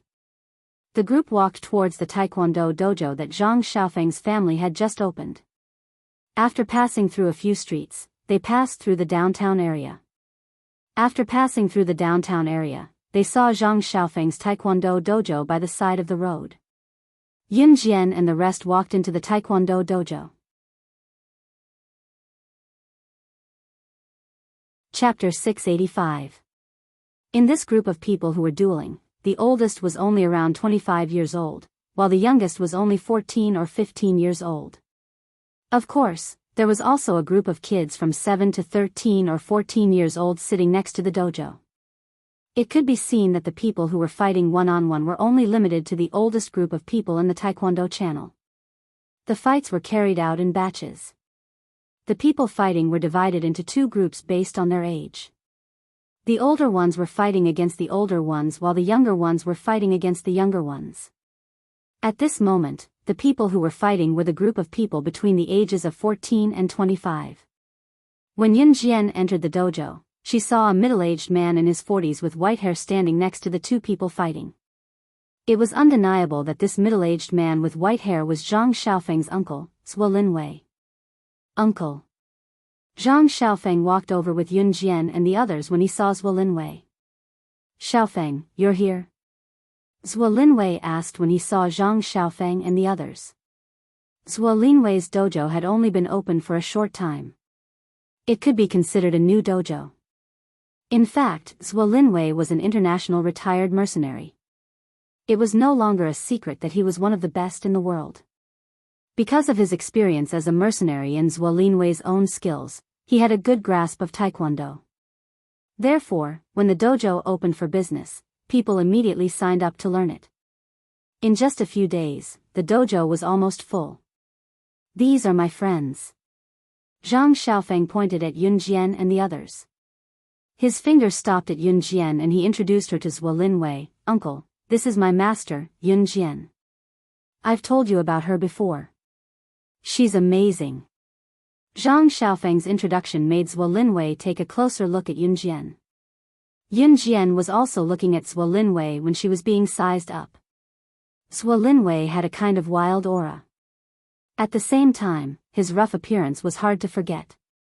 Zhuo Linwei also had a special difference. He had a long black beard on his mouth, which was deliberately left there. That long beard added to Zhuo Linwei's mysteriousness, as well as his powerful strength. Yun Jian narrowed her eyes. The first time she saw Zhuo Linwei, her intuition told her that he was not simple. Hello. Yun Jian nodded at Zhuo Linwei. Good, good, good. Little friend, nice to meet you. Zhuo Linwei hurriedly replied. Uncle, my master is very powerful. Why don't you two spar? Zhang Xiaofeng praised Yun Jian again. He couldn't wait to see Yun Jian compete with his uncle Zhuo Linwei. A duel between two experts, this scene was absolutely spectacular. After all, Yun Jian was strong, but his uncle was not weak either. His uncle Zhuo Linwei was also a retired member of the International Mercenary Group. After Zhang Xiaofeng finished speaking, he turned to Yun Jian and said, Master, my uncle is a member of the Gale Mercenary Group. He just retired from the Gale Mercenary Group not long ago. His strength is definitely not comparable to ordinary people. If you two spar, you'll definitely benefit a lot. Zhang Xiaofeng was just anxious to see his uncle spar with Yun Jian. He knew that Yun Jian was very strong, and he also knew that Yun Jian did not want to fight with a weakling. Therefore, he revealed Zhuo Linwei's identity and tried to get Yun Jian to spar with Zhuo Linwei.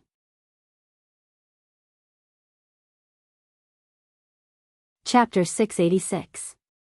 Just as Yun Jian heard about the Gale mercenaries, Meng Lin exclaimed in surprise, Gale mercenaries? I know them. They're a mercenary group formed by various international alliances and they're under the management of the International Gale Corporation. I heard that the Gale mercenaries under the Gale Corporation recruits elites from all over the world all year round, but only a handful of people can join the Gale mercenaries. Your uncle is actually from the mercenary group. That's amazing. Meng Lin had heard of the Gale mercenaries before and was dumbfounded by what she heard. To Meng Lin, she was just an ordinary student. Even though she had learned judo and was considered a judo expert, she was still intimidated by an international mercenary group like the Gale mercenaries. The biggest difference between the Gale mercenaries and the Kosha mercenaries was not the word mercenary. It was that the Gale mercenaries were under the management of the International Gale Corporation. The Kosha mercenaries was an underground organization, similar to an assassin organization like the Enhun group. The most obvious difference was that the members of the Kosha mercenaries were basically made up of assassins. Of course, the Kosha mercenaries would recruit international elites as well, but in comparison, the higher-ups of the Kosha mercenaries were all assassins who had survived through brutal training. Be it internationally or in their respective territories, unless they were killed, these people were important figures who could hold their own. Zhuo Linwei, who was praised by Meng Lin, was standing beside her. He was more or less embarrassed to hear the compliment. After all, he had retired from the military and wanted to simply open a taekwondo gym in Longmen City and live out the rest of his life peacefully. Although Zhuo Linwei was a mercenary of the Gale mercenary group, he was nothing in the Gale mercenary group. There were many elites in the Gale mercenaries. Zhuo Linwei's ability to join the Gale mercenaries was proof of his ability. It was undeniable that he was very capable. However, in a place like the Gale mercenaries where talents were outstanding, someone as capable as Zhuo Linwei would be buried. This was the truth. Therefore, Zhuo Linwei was embarrassed to hear Meng Lin praise him. Meng Lin's praise made many students in the Taekwondo dojo pricked up their ears. Especially the students who learned Taekwondo here. Many people present wanted to know the strength of their coaches. Meng Lin didn't have any other intentions. She was just surprised and said what she knew. However, among Zhuo Linwei's students, there was a ruffian in his 20s. He pretended to be knowledgeable, so he asked Zhuo Linwei, Coach Zhuo, I know a little about the international mercenary groups. The Gale mercenary group is also divided into several teams. What's the name of your team? The Gale mercenaries were indeed divided into several teams, just like the advanced special forces. Gu Junjian was the chief instructor while Yunjian's team Monarch was just one of the teams in the advanced special forces. The Gale mercenary group was also divided into teams in the same way. Every assassin organization or mercenary group had their own way of governing. At least, the Gale mercenaries were divided into teams of a few people. Zhuo Linwei did not hide it when he was pressed to this extent. He said, Fury. Chapter 687. Rampage was just a small team of the Gale mercenaries. Just like Gu Yunjian's Team Monarch, it was just a small team. However, even if Team Monarch was just a small team, it was now the spokesperson of the Advanced Special Forces. Yunjian's 2 missions, including the annihilation of the Inferno Ring, had completely spread Team Monarch's reputation. As soon as Zhuo Linwei spoke, the ruffian boy exclaimed in surprise. This boy clearly knew about the international mercenary groups and mercenary groups. Oh my god. Rampage. Coach Zhuo, you're from Rampage. The ruffian guy exclaimed immediately, his tone as if he was afraid that Zhuo Linwei did not know about Rampage. Hey, Ning Bin, explain it to us. What's Rampage? Some of the guys around him were interested and asked quickly. After all, not everyone knew about the Gale mercenaries. Perhaps everyone knew what a mercenary group was, but if it was a mercenary group with a precise name like the Gale mercenaries, most of them would not know about it. Hey, you guys don't know about it? Since there were girls around, especially Yun Jian and Chen Sini, the ruffian guy called Ning Bin kept them in suspense and sneered. Nonsense, tell us if you want to. Some of the guys around could not stand Ning Bin, so they shouted. Ning Bin was keeping them in suspense, thinking that it was very obvious and impressive that he was pretending to be knowledgeable in front of the girls. However, the other guys were naturally displeased when they saw Ning Bin showing off in front of the girls.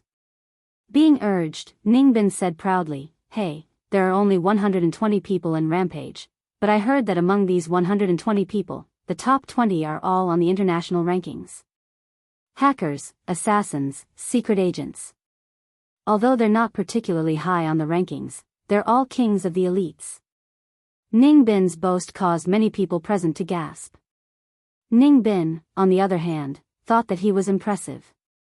He turned to look at Zhuo Linwei and exclaimed, Coach Zhuo, you're really from Rampage. That's unbelievable. I'm just one of the weakest in Rampage, Zhuo Linwei said. At this point, Zhuo Linwei smiled awkwardly. It was obvious that he was not bluffing. You're amazing too. Ning Bin flattered Zhuo Linwei. From the beginning until now, Ning Bin's attitude towards Zhuo Linwei had changed drastically. Everyone present shifted their gazes to Zhuo Linwei and started talking among themselves. Zhuo Linwei, on the other hand. Just as they were talking, Yun Jian's melodious voice was heard, the Gale mercenaries group.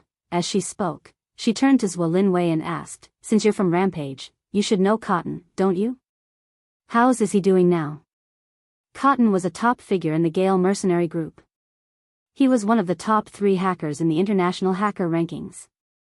At the same time, his strength was also widely acknowledged. Yun Jian had interacted with Cotton in her past life.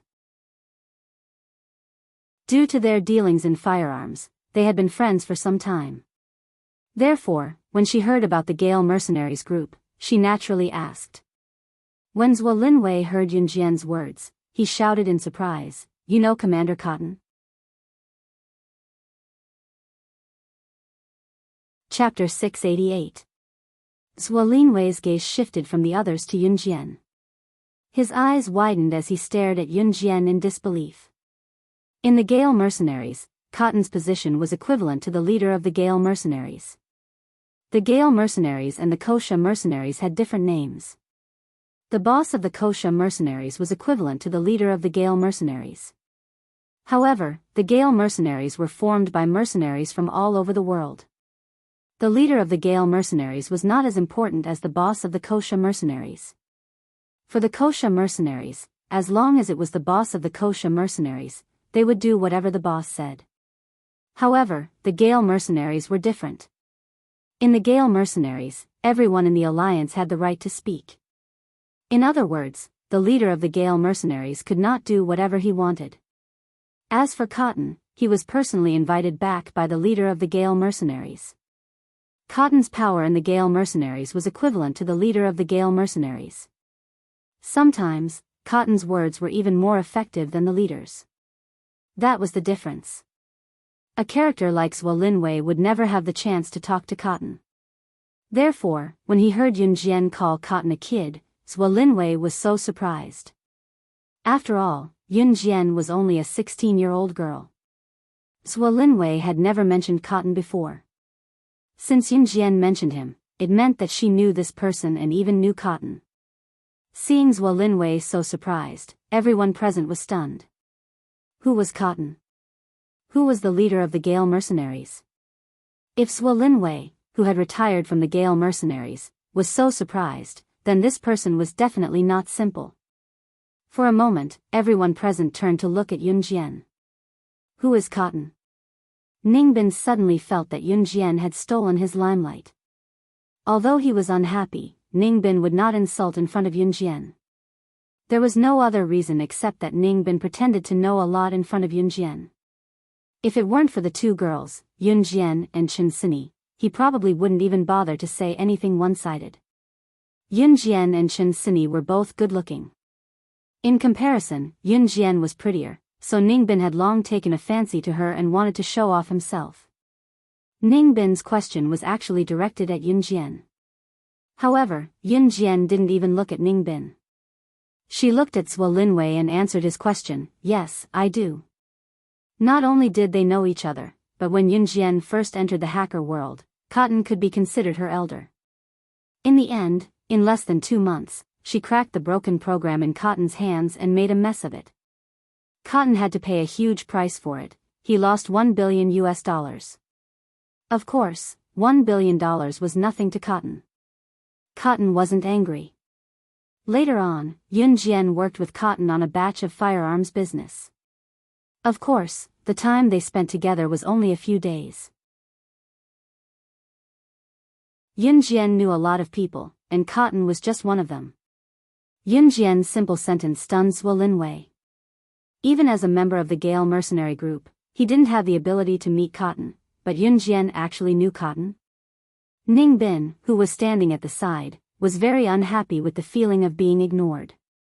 He patiently asked Yun Jian, "Little beauty, who is Cotton? Can you tell me?" As soon as Ningbin finished speaking, Zhuo Linwei answered for Yun Jian, "Cotton is the leader of our Gale mercenary group. His position is even higher than our leader. A small character like me doesn't even have the right to meet him." Everyone gasped when they heard Zhuo Linwei's words.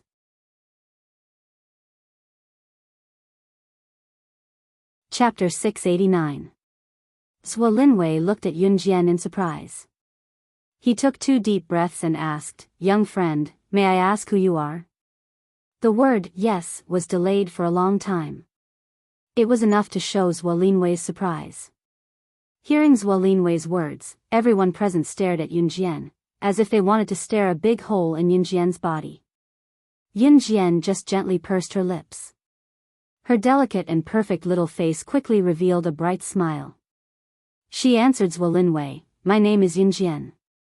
Didn't Zhang Xiaofeng mention it before?" Yun Jian's words made Zhuo Linwei frown.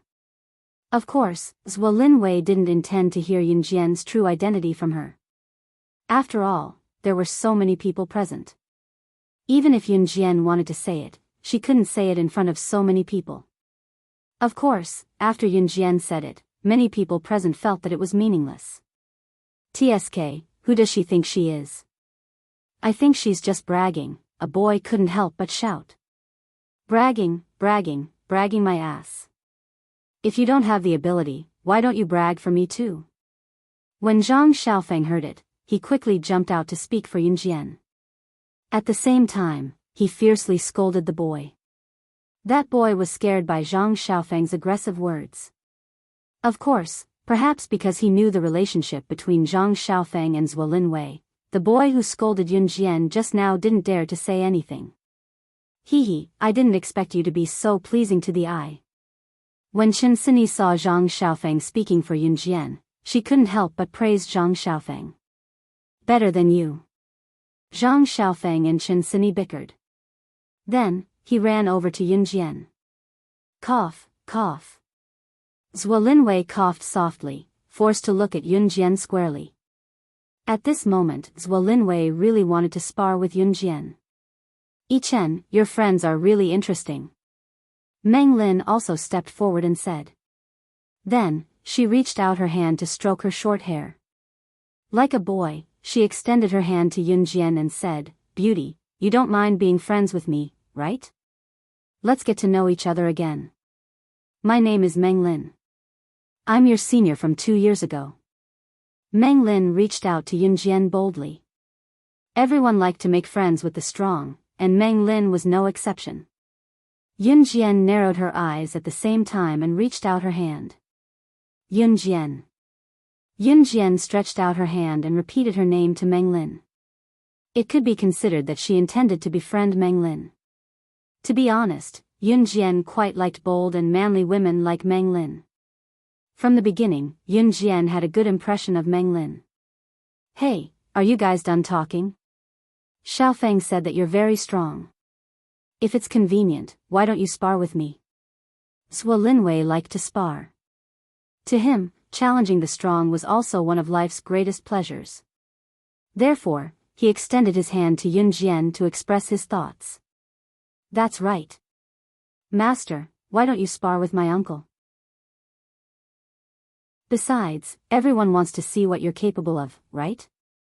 Zhang Xiaofeng did not forget his initial goal. He quickly spoke to Yun Jian with a hint of pleading in his tone. As soon as Zhang Xiaofeng spoke, most of the people present agreed. Indeed, most of the people present wanted to see Yun Jian's strength. After all, to most of them, they were waiting for a good show.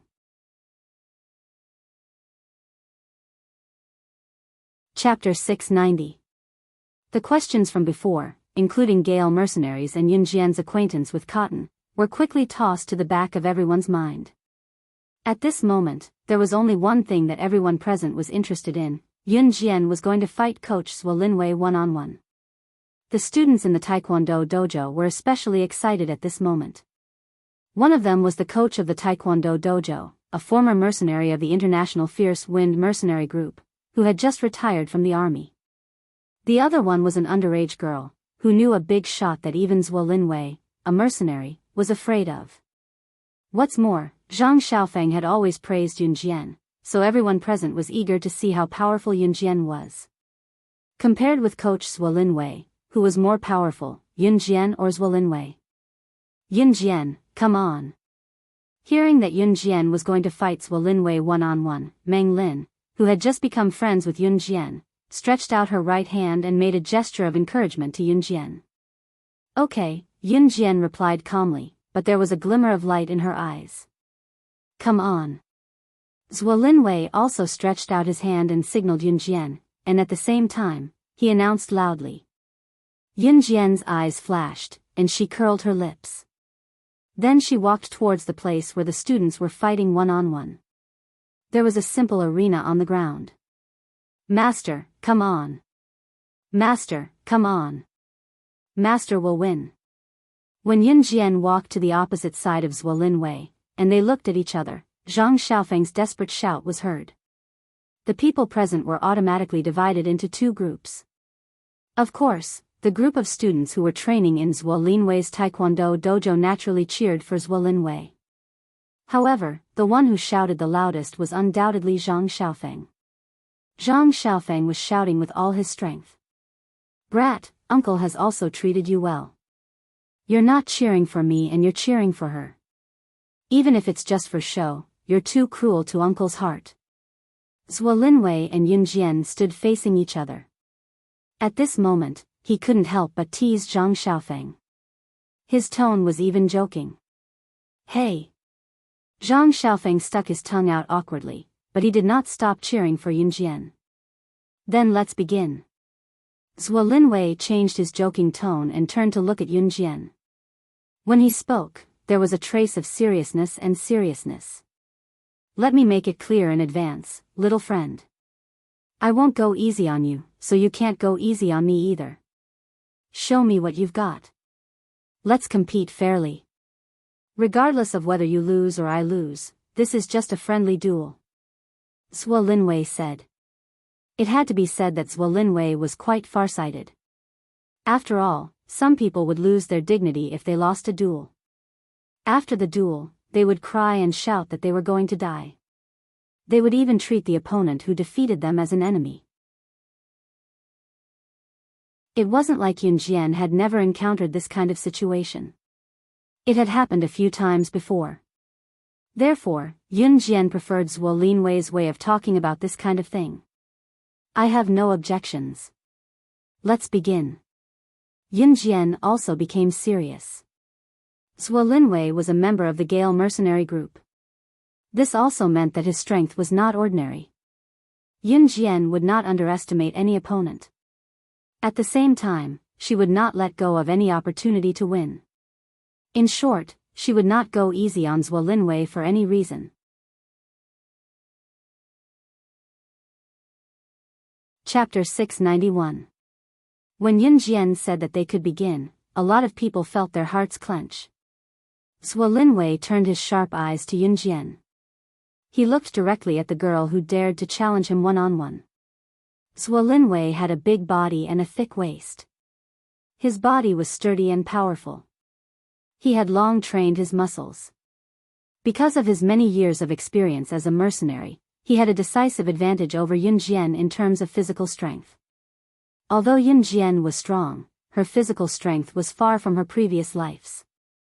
In her previous life, Yun Jian did not look like a burly woman, but at least she had enough physical strength to compete with Zhuo Linwei. In this life, Yun Jian persisted in training every day. However, her physical strength was not enough. After all, she had only trained for half a year. In her previous life, she had trained for 11 years in a life and death situation. In short, one's strength was not something that could be honed in a short period of time. Ha! Zhuo Linwei shouted loudly. Then he stretched out his thick arms and ran towards Yun Jian at his fastest speed. The strength in his hands did not decrease at all. Whether it was in her previous life or after her rebirth, Yun Jian's strength was not her strength. Physical strength was only one point. Yun Jian had always relied on tactics and methods to win. When she saw Zhuo Linwei rushing towards her, she did not panic or panic. Oh my God! I feel like this girl will be beaten into a meat patty by Coach Zhuo. A boy could not help but exclaim when he saw this scene. When the people present saw this scene, they all gasped. Zhang Xiaofeng and the others were not surprised. If you ask why Zhang Xiaofeng and the others were not worried that Yun Jian would not be able to defeat Zhuo Linwei, it was because Yun Jian had killed Wolf Blade, one of the top 10 assassins in the world, right in front of Zhang Xiaofeng and the others. Unlike Gu Junjian had received news that Wolf Blade was killed by Yun Jian. When Wolf Blade was killed, Zhang Xiaofeng and the others had seen it with their own eyes. Such terrifying skills. How could he possibly lose? Zhang Xiaofeng and the others knew that Yun Jian wouldn't lose, but they couldn't be sure that Yun Jian could beat Zhuo Linwei. After all, Zhuo Linwei, who had been in the Gale mercenary group, was not weak. No one could maintain absolute skills, and it was impossible for them to not improve at all. If they didn't train, their skills would deteriorate. Therefore, under such circumstances, a one-on-one duel was the most direct and easiest way to see who was stronger. Aren't you guys nervous? When Meng Lin saw that Zhang Xiaofeng, Chen Sini, and Ling Yichen were not worried about Yun Jian losing at all, she was a little suspicious and took the opportunity to ask. "Heh, Sis Lin, just watch." Ling Yichen kept her in suspense. Meng Lin turned around suspiciously and looked towards the arena. However, Zhuo Linwei had already reached out his thick arm to grab Yun Jian.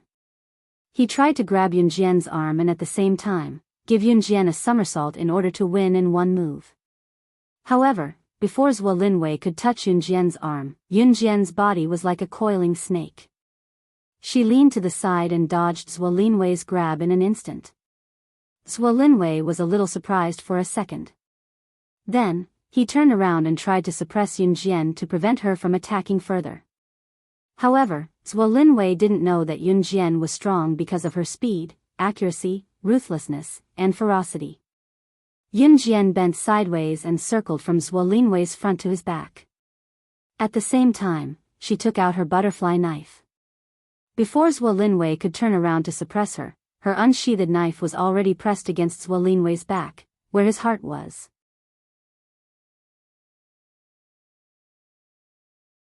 Chapter 692. The butterfly knife was still in Yun Jian's palm and had yet to be unsheathed. In other words, even if Yun Jian were to stab Zhuo Linwei's heart in the back with the butterfly knife, Zhuo Linwei would only be hit by the scabbard. He would be fine. How could the knife hurt someone if it was not unsheathed? Everyone was stupefied. It was only then that Zhuo Linwei realized that if Yun Jian had unsheathed the saber that was pressed against his back, he would be dead by now. Zhuo Linwei had brute strength and his speed was not considered slow. However, the reason he lost so quickly was simple. Yun Jian was too fast, so fast that Zhuo Linwei could not react at all. Moreover, if a person only had brute strength, wouldn't it be useless if he could not hit his opponent? Just when everyone present was so shocked that they were speechless, Ning Bin's cry of surprise rang out, F***CK. The little beauty won. This shout completely pulled the souls of everyone present back to reality.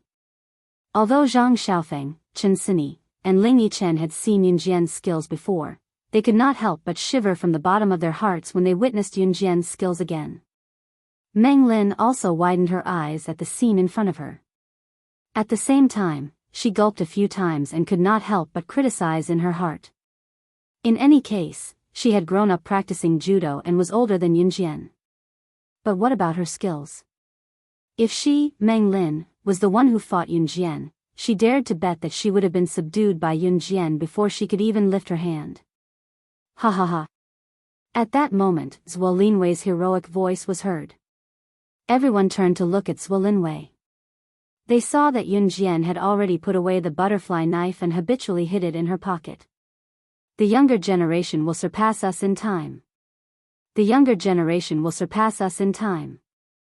Zhuo Linwei said. At the same time, he turned around and looked straight at Yun Jian. Thank you for letting me win. Yun Jian lowered her eyes, the corners of her lips curled up slightly as she spoke humbly. Ha ha ha.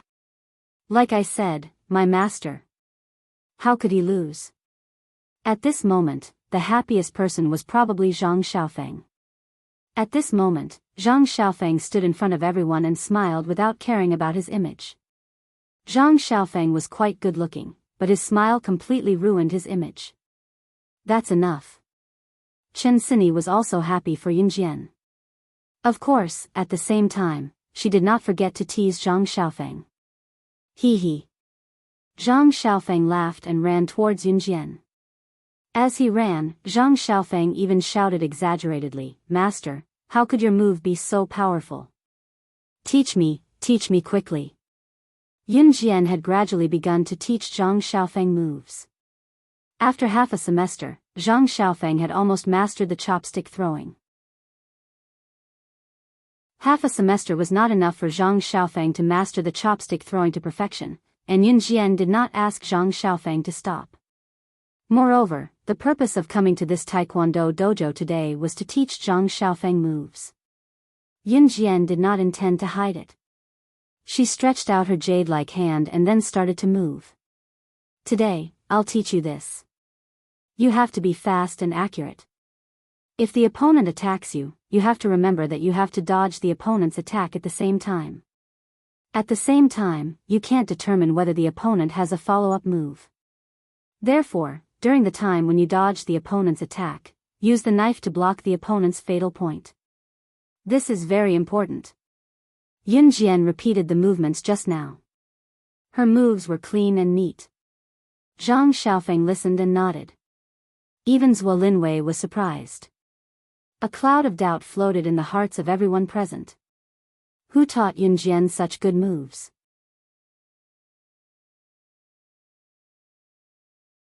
Chapter 693. Zhang Xiaofeng was still trying to understand the moves that Yun Jian had just taught him. At this time, Zhang Xiaofeng was very serious. His serious look made Chen Sini, who wanted to make a dig at Zhang Xiaofeng, shut her mouth. Yun Jian turned her head slightly and looked at Ning Bin for the first time.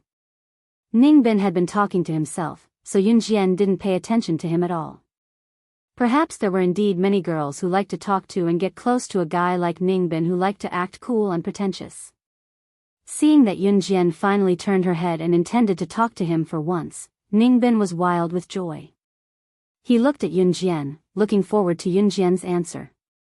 This anticipation was partly because Yun Jian finally paid attention to him for once, and partly because Ning Bin really wanted to know who taught Yun Jian her moves. Do you believe me? Yun Jian's lips curled up. Her eyes were shining, making everyone's eyelids twitch. Yun Jian's answer made some of the boys present even more unconvinced. TSK, who are you trying to fool? As the saying goes, the master can show you the way, but the cultivation depends on the individual. You said that you didn't have a master and taught yourself, so how could you have such skills? Someone was unconvinced and retorted to Yun Jian. This was indeed the truth, and the old saying was also reasonable. However, Yun Jian's moves were indeed not taught by anyone. She had comprehended them on her own. Other than the hypnotism that the old man had taught her. These killer moves were figured out by Yun Jian on her own. She was a living person who had crawled out from a pile of corpses. She had killed many people and dealt with many experts, so some moves naturally appeared. You don't believe me? Yun Jian raised her eyebrows. Then she changed her tone. Her slightly curled lips instantly calmed down. What if I say that I'm an assassin who crawled out from a pile of corpses, and that's my experience after killing countless people? Would you believe me? Yun Jian's eyes darkened, and her murderous intent rose. She had never been a person who would do her job and speak her mind. As soon as Yun Jian finished speaking, even Zhuo Linwei, who had just lost to Yun Jian, was stunned again. Assassin. If she was really an assassin who had crawled out from an assassin organization, then everything made sense. Everyone present was dumbfounded. Their eyes widened, and they all looked at Yun Jian. Kill, kill, kill. You're an assassin? Ning Bin was terrified by Yun Jian. Just when everyone thought he was to tell the truth, she glanced to the side, and sneered, You believe that? Yun Jian did not like people like Ning Bin, so she did not hold back when she spoke. After saying that, Yun Jian immediately turned around. She was already walking toward Zhang Xiaofeng and the others. She even commented on Ning Bin, stupid. When Yun Jian reached Zhang Xiaofeng and the others, Zhang Xiaofeng and the others were already out of breath from laughing.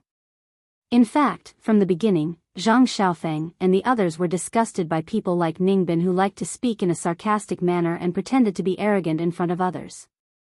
Yun Jian's action just now was obviously to attack Ning Bin from the side. Yun Jian's action just now was more satisfying than directly insulting Ning Bin. As expected, after Ning Bin was criticized by Yun Jian, his face instantly darkened. Master, you're the best. Zhang Xiaofeng gestured at Yun Jian. Haha. Ling Yichen also laughed unkindly at the side. Yun Jian, I didn't expect you to be so good. Meng Lin could not help but praise.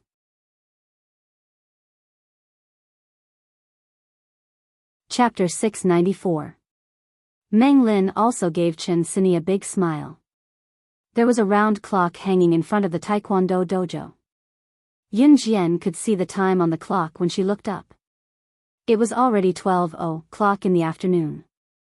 At 12:30, Yun Jian had to go to the military training camp. She was supposed to spend an hour teaching Zhang Xiaofeng moves, but she didn't expect to encounter something like this. After everyone laughed, Yun Jian said to Zhang Xiaofeng, You continue to practice the moves I just taught you. I'll check on you the next time you come. Yun Jian meant that she was going to the military training camp. Zhang Xiaofeng and the others understood, so they nodded. Okay, master, go ahead. I'll definitely practice seriously.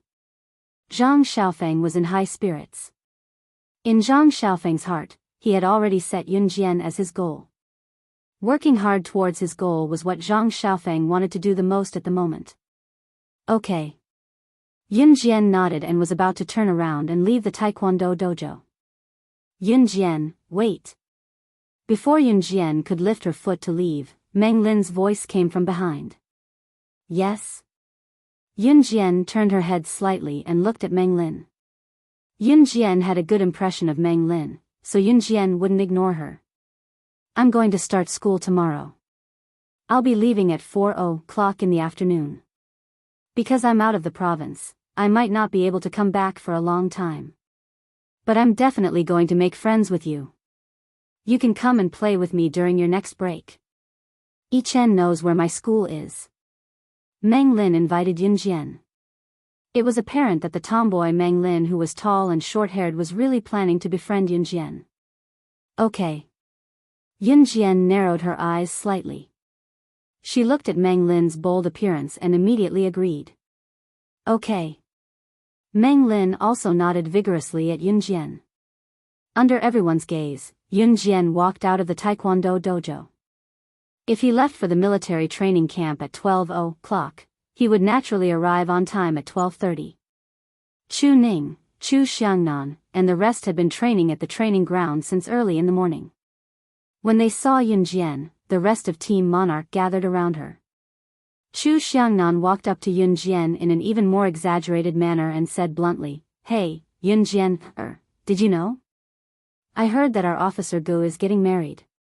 And this news came from an old officer who is very close to Officer Gu. He said that the date hasn't been set yet, but this matter is most likely going to happen. What do you know? Go away, go away. I'll tell Yunjian, Chu Ning pulled Chu Xiangnan away and squeezed herself in front of Yunjian before continuing. Hee, Yunjian, don't listen to that idiot Chu Xiangnan's nonsense, but it's true. It's said that Officer Gu divorced his ex-wife a long time ago and is planning to get married after the new year. That's because this morning, Officer Gu submitted a marriage application to the higher-ups. I wonder who's lucky enough to marry Officer Gu now. It's really hard to find a man as good as Officer Gu. Chu Ning could not help but be a little infatuated.